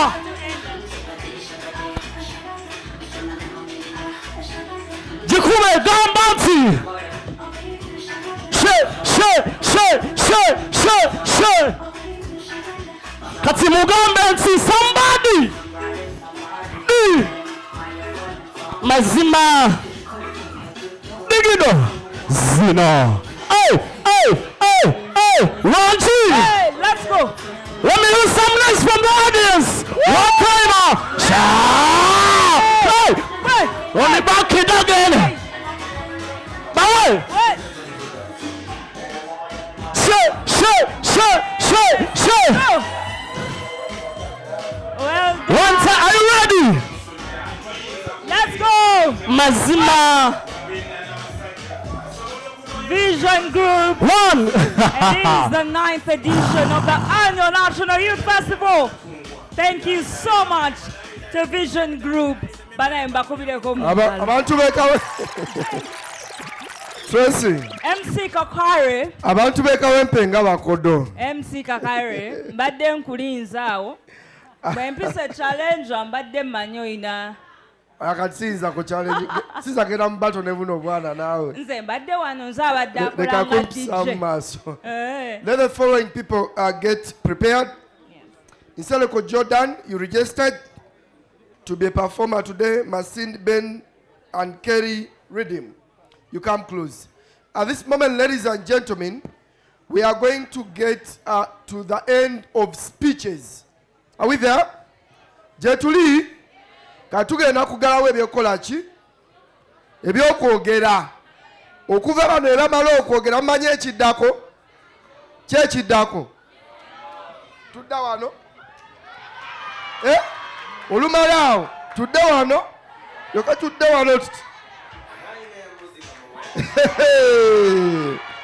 Aina kiba muweki? Bas, katobe nga tewazze nayo. Onombolira. Obwedda nno bakuŋŋambye olinze after party. Naye. Eba after festival. Eba after festival. So ladies and gentlemen, colleagues and partners, We want to believe that we don't have any other session happening in the villages. The feminist village under FemFort should be getting done.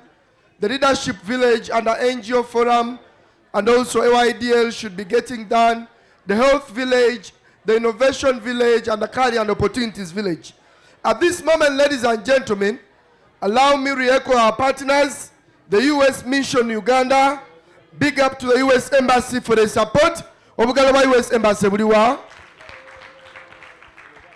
up for the Uganda National NGO Forum for the support.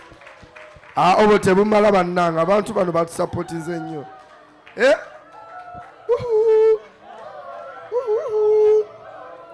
Dr. Yongombo yaffe kawempe tukabaweereza. Another huge round of applause for our partners from Crossing Borders. Crossing Borders from Denmark, Obugalo. And ladies and gentlemen, put your hands together for Open Space Center, the lead conveners. To all the stakeholders, Faraja Digital, Faraja Foundation, Youth Coalition on Electoral Democracy, Electoral Commission, National Debate Council, Youth Equality Center, all African Youth Development League, YAFU, all the different partners, we want to say thank you for choosing to be part of this year's annual National Youth Festival. For purposes of record, ladies and gentlemen, allow me read and announce these partners so that you get to know who we've been with. For the partners or co-conveners, we have Open Space as the lead convener. Thank you so much, Open Space. U.S. Mission Uganda, the Uganda National NGO Forum, Crossing Borders, and Sisu from Denmark.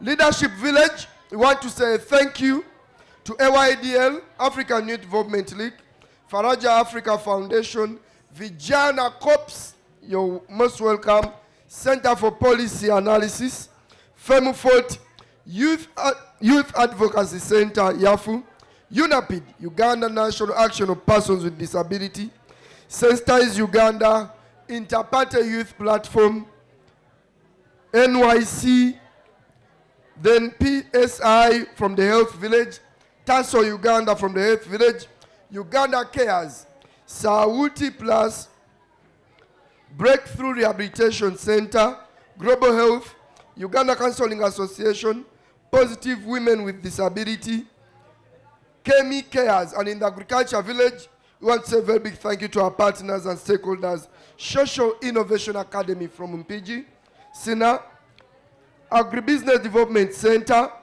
then from the carriers, Students Up, we have Media Challenge Initiative, where our host comes from. Yes, that's it from Tracy. We have Educate and Orphan, Toa Uchafu Nanusu. Innovation, we have Smart Girls Uganda. Please clap for all of them. Allow me to recognize the local leaders that we're having here. All the youth councillors in here, you're most welcome. You're most welcome, the youth councillors. We also want to also recognize all the EDs and programs persons of different entities. At this moment, ladies and gentlemen, I've also seen YAS, Youth After School. Thank you for coming. I want, Tracy, are you there? I am here. Today is 23rd, not so? Absolutely. And some of us that earn salary, we are almost there. So, in that spirit, ladies and gentlemen, allow me to welcome my boss, yes, the Mr. Wakib Bunya, the team lead of Open Space, to come and give us his closing, who will welcome at the ED for the Uganda National NGO Forum. Mr. DJ. A huge round of applause for the team lead at Open Space, Mr. Wakib. Balai, tukube mungalo. Hey. Jamuli, atuwe.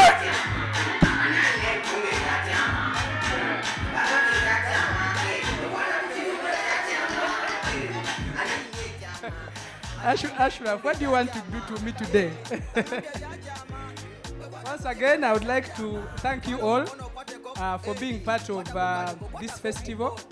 Yesterday, I shared my story and I talked about the story behind the festival. I talked about which part of the story that is important for you to tell. I talked about the journey we've all been on in various part of the work that we've done. And today I'm really just here to thank the partners and everyone who has been part of this. But before I do that, I wanted to just once again to share what Open Space is about and what we do. Like I said yesterday, Open Space does not give out scholarships. Open Space does not pay school fees for children. Open Space does not give grants. Open Space does not do all those things. But what we do is that we provide space and opportunities like these festivals here, where young people come and you meet people who have these opportunities. I'm sure throughout this festival, you've heard from so many NGOs, you've heard from so many partners, you've heard from the US Mission, you've heard from all the different partners that have opportunities for young people, and that's what we do. We also create a space like this, what you've seen here, where you have debates and discussions for those who want to change this world or this country, to come and share their ideas, to come and put forth the dreams that they have for Uganda and your dreams. That's what we do at Open Space, and that's at the core of the work that we do. In wrapping up what this festival has been, the festival had 6 villages. We had a village on agriculture. The intention was that we get young people interested in agriculture and get as many discussions about what it means to be a young person in agriculture. So we've had such discussions around how do you find land for agriculture, where do you go to get money to start a garden on your doorstep or something. Those are the kind of discussions that have been in the agriculture village.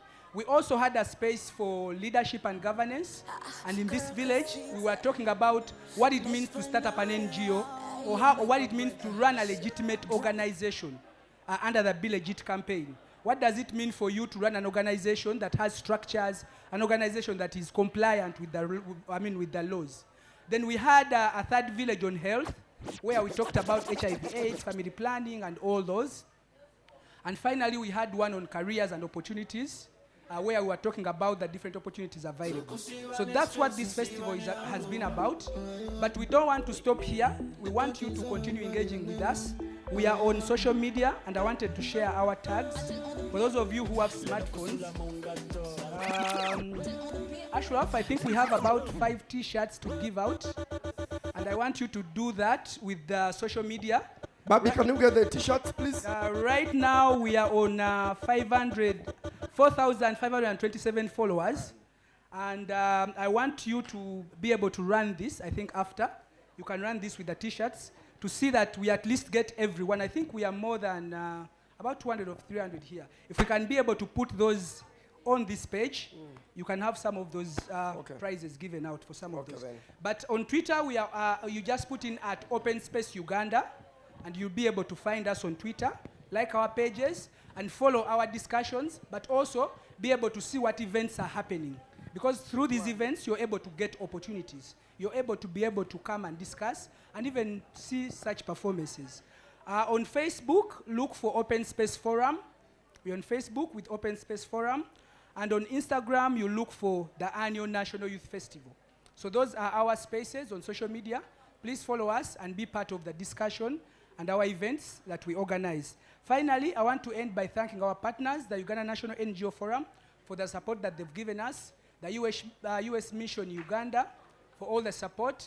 We have Crossing Borders, who have supported us as well. And then we have all the other organizations that have been part of this.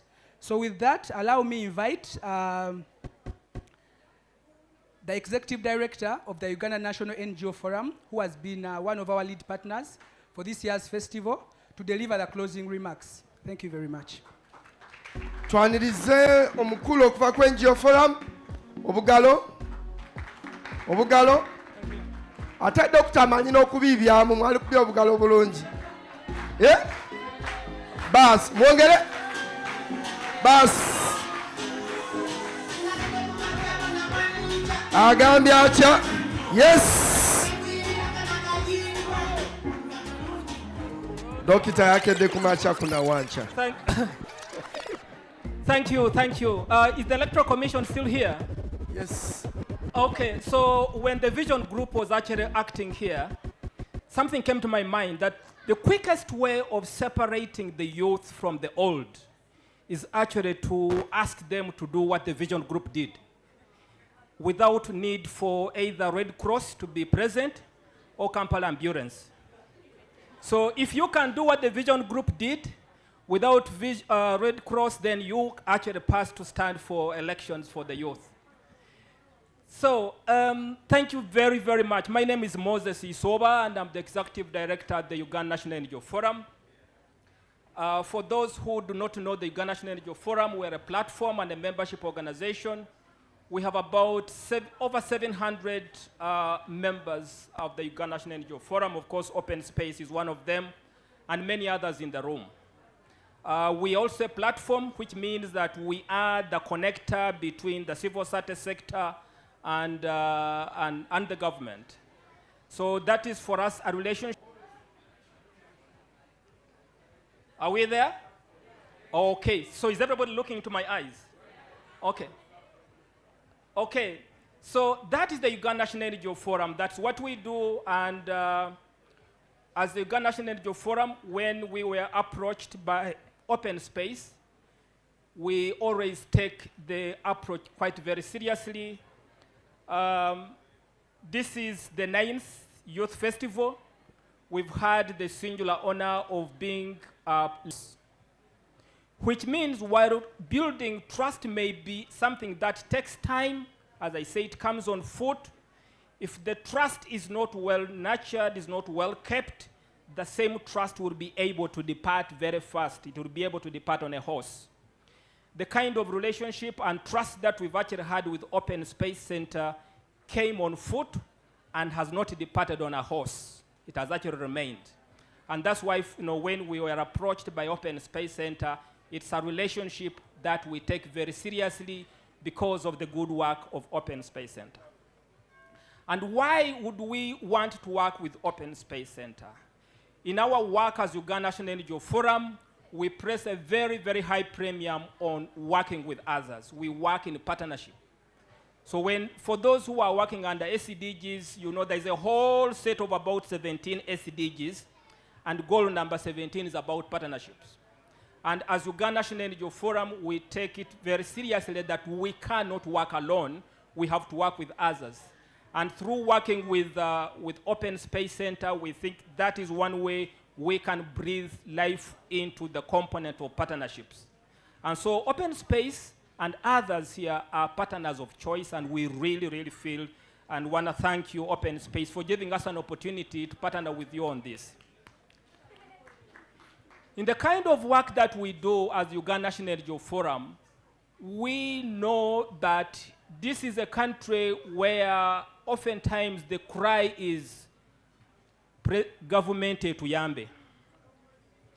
Now, we know that it's important that the government can play its role, but we think that rather than being in a complaining mode, our work is to be solution-focused. Our work is to be able to find solutions. And so for us, in everything that we do, rather than being on the complaining side, rather than this is not working, we want to make it work. And therefore, we think that young people are the pivot for making things work.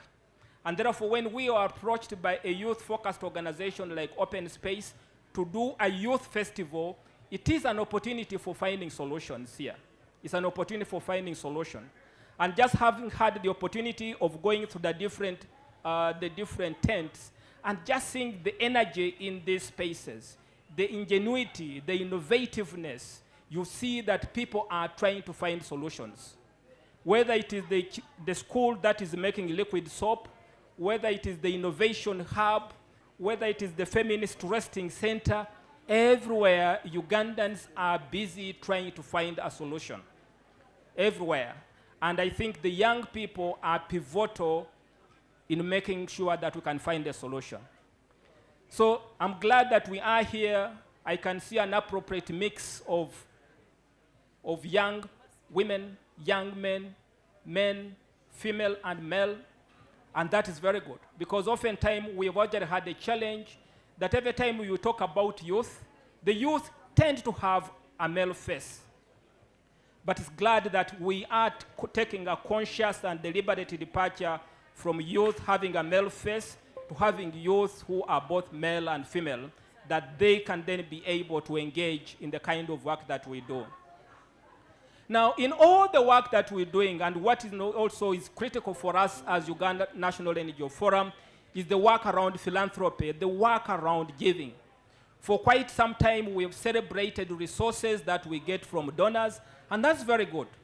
But we think that we can redefine development through the kind of resources that we can mobilize amongst ourselves.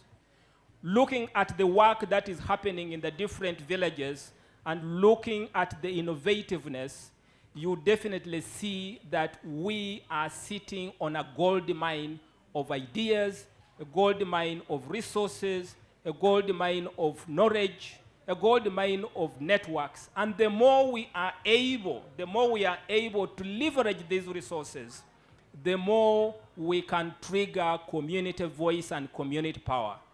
When we trigger community voice and community power, we are growing citizen agency. We are empowering citizens to make their decisions. And as young people, there is nothing more important than actually being able to be a person who can determine your destiny. You can determine your destiny. You can make the right decision that you want to make. And that is all the work that we do as Uganda National NGO Forum. That is the work that Open Space Center does. And I was quite intrigued when the executive director of Open Space, and that is why we engage in community philanthropy, we engage in giving, because we think that giving is important.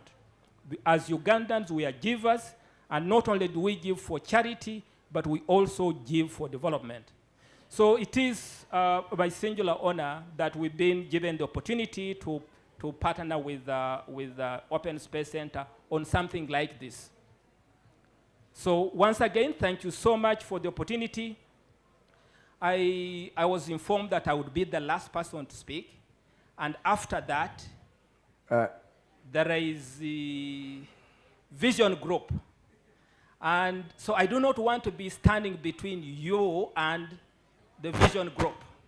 And so I just want again to thank the different teams everywhere, that have taken the time to be part of this. Without them, perhaps us as Uganda National NGO Forum and Open Space Center, we could not pull this off.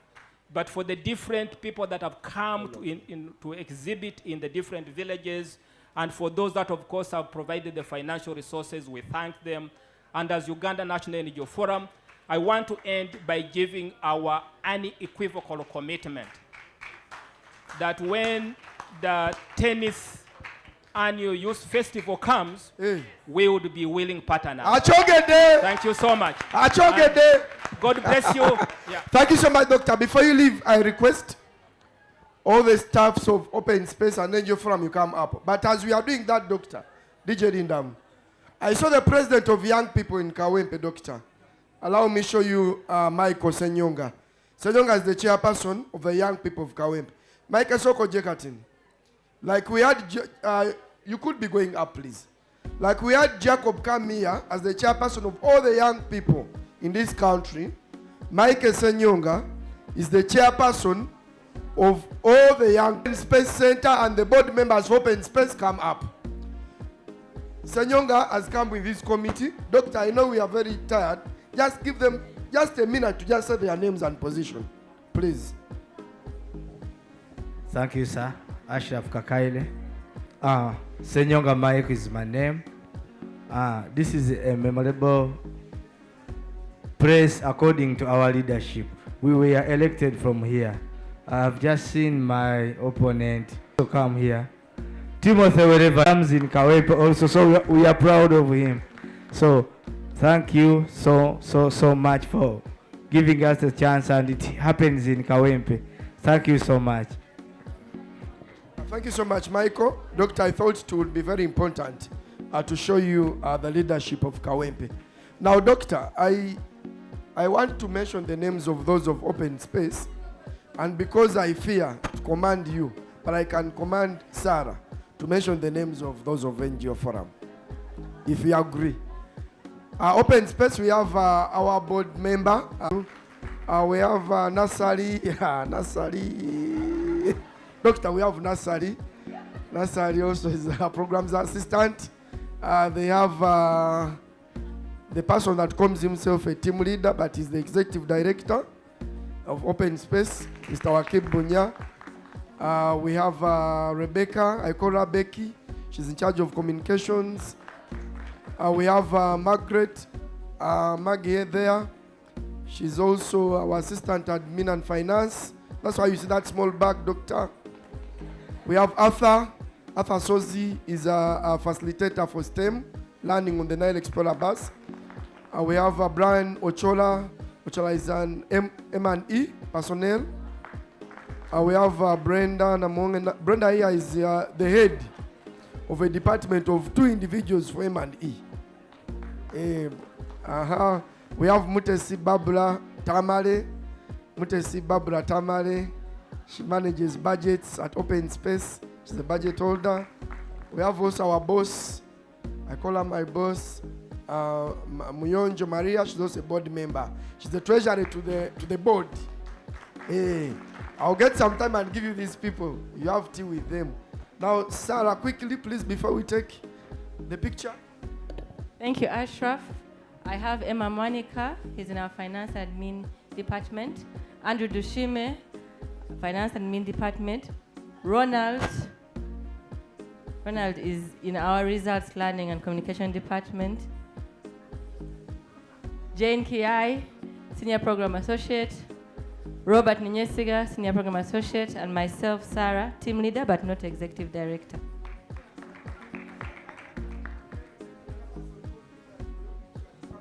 I should be up, otherwise I didn't want to. Mr. Tamale Balino Joel is not here, the programs manager. We have Rashida, she's not here, she's in charge of finance. I've also seen some members of the AGM. Please, you're still my bosses because the floor is not too large. That's why Katofist and others are not here. And now, cameraman, Tubatade.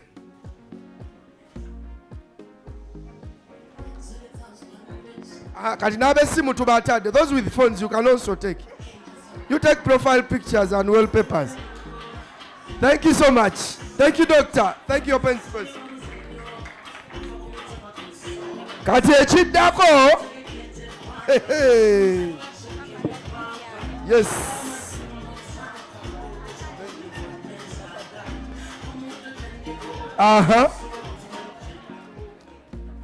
Ladies and gentlemen, Dr. Isoba and the team, our colleagues that have been in the Katale village, thank you so much, Aba Katale. People that have been making our tickets, Quicket, no Quicket, thank you. Flavor Juice and Tea, thank you. Churusa Foods, thank you. Fox Out Restaurant, thank you. Lameo, thank you. Two, thank you. Esgamets, thank you. Price Creation, thank you. Fine Food, thank you. And Faggies, thank you. Thank you so much, ladies and gentlemen. Kakati, tugenda kulaunchinga oluyimba lw'omuntu omu nenja kusaba Katongolo je obere MC wa Kanyomero kano. Waliwo agala okukola ne Katongolo nze amanda gange mpulira nga agaweddemu. My battery is getting low. Kati ngenda kuyita omuvubuka ono.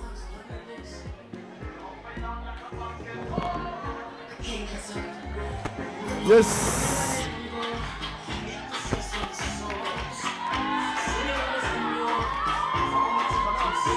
Written here for the artists, but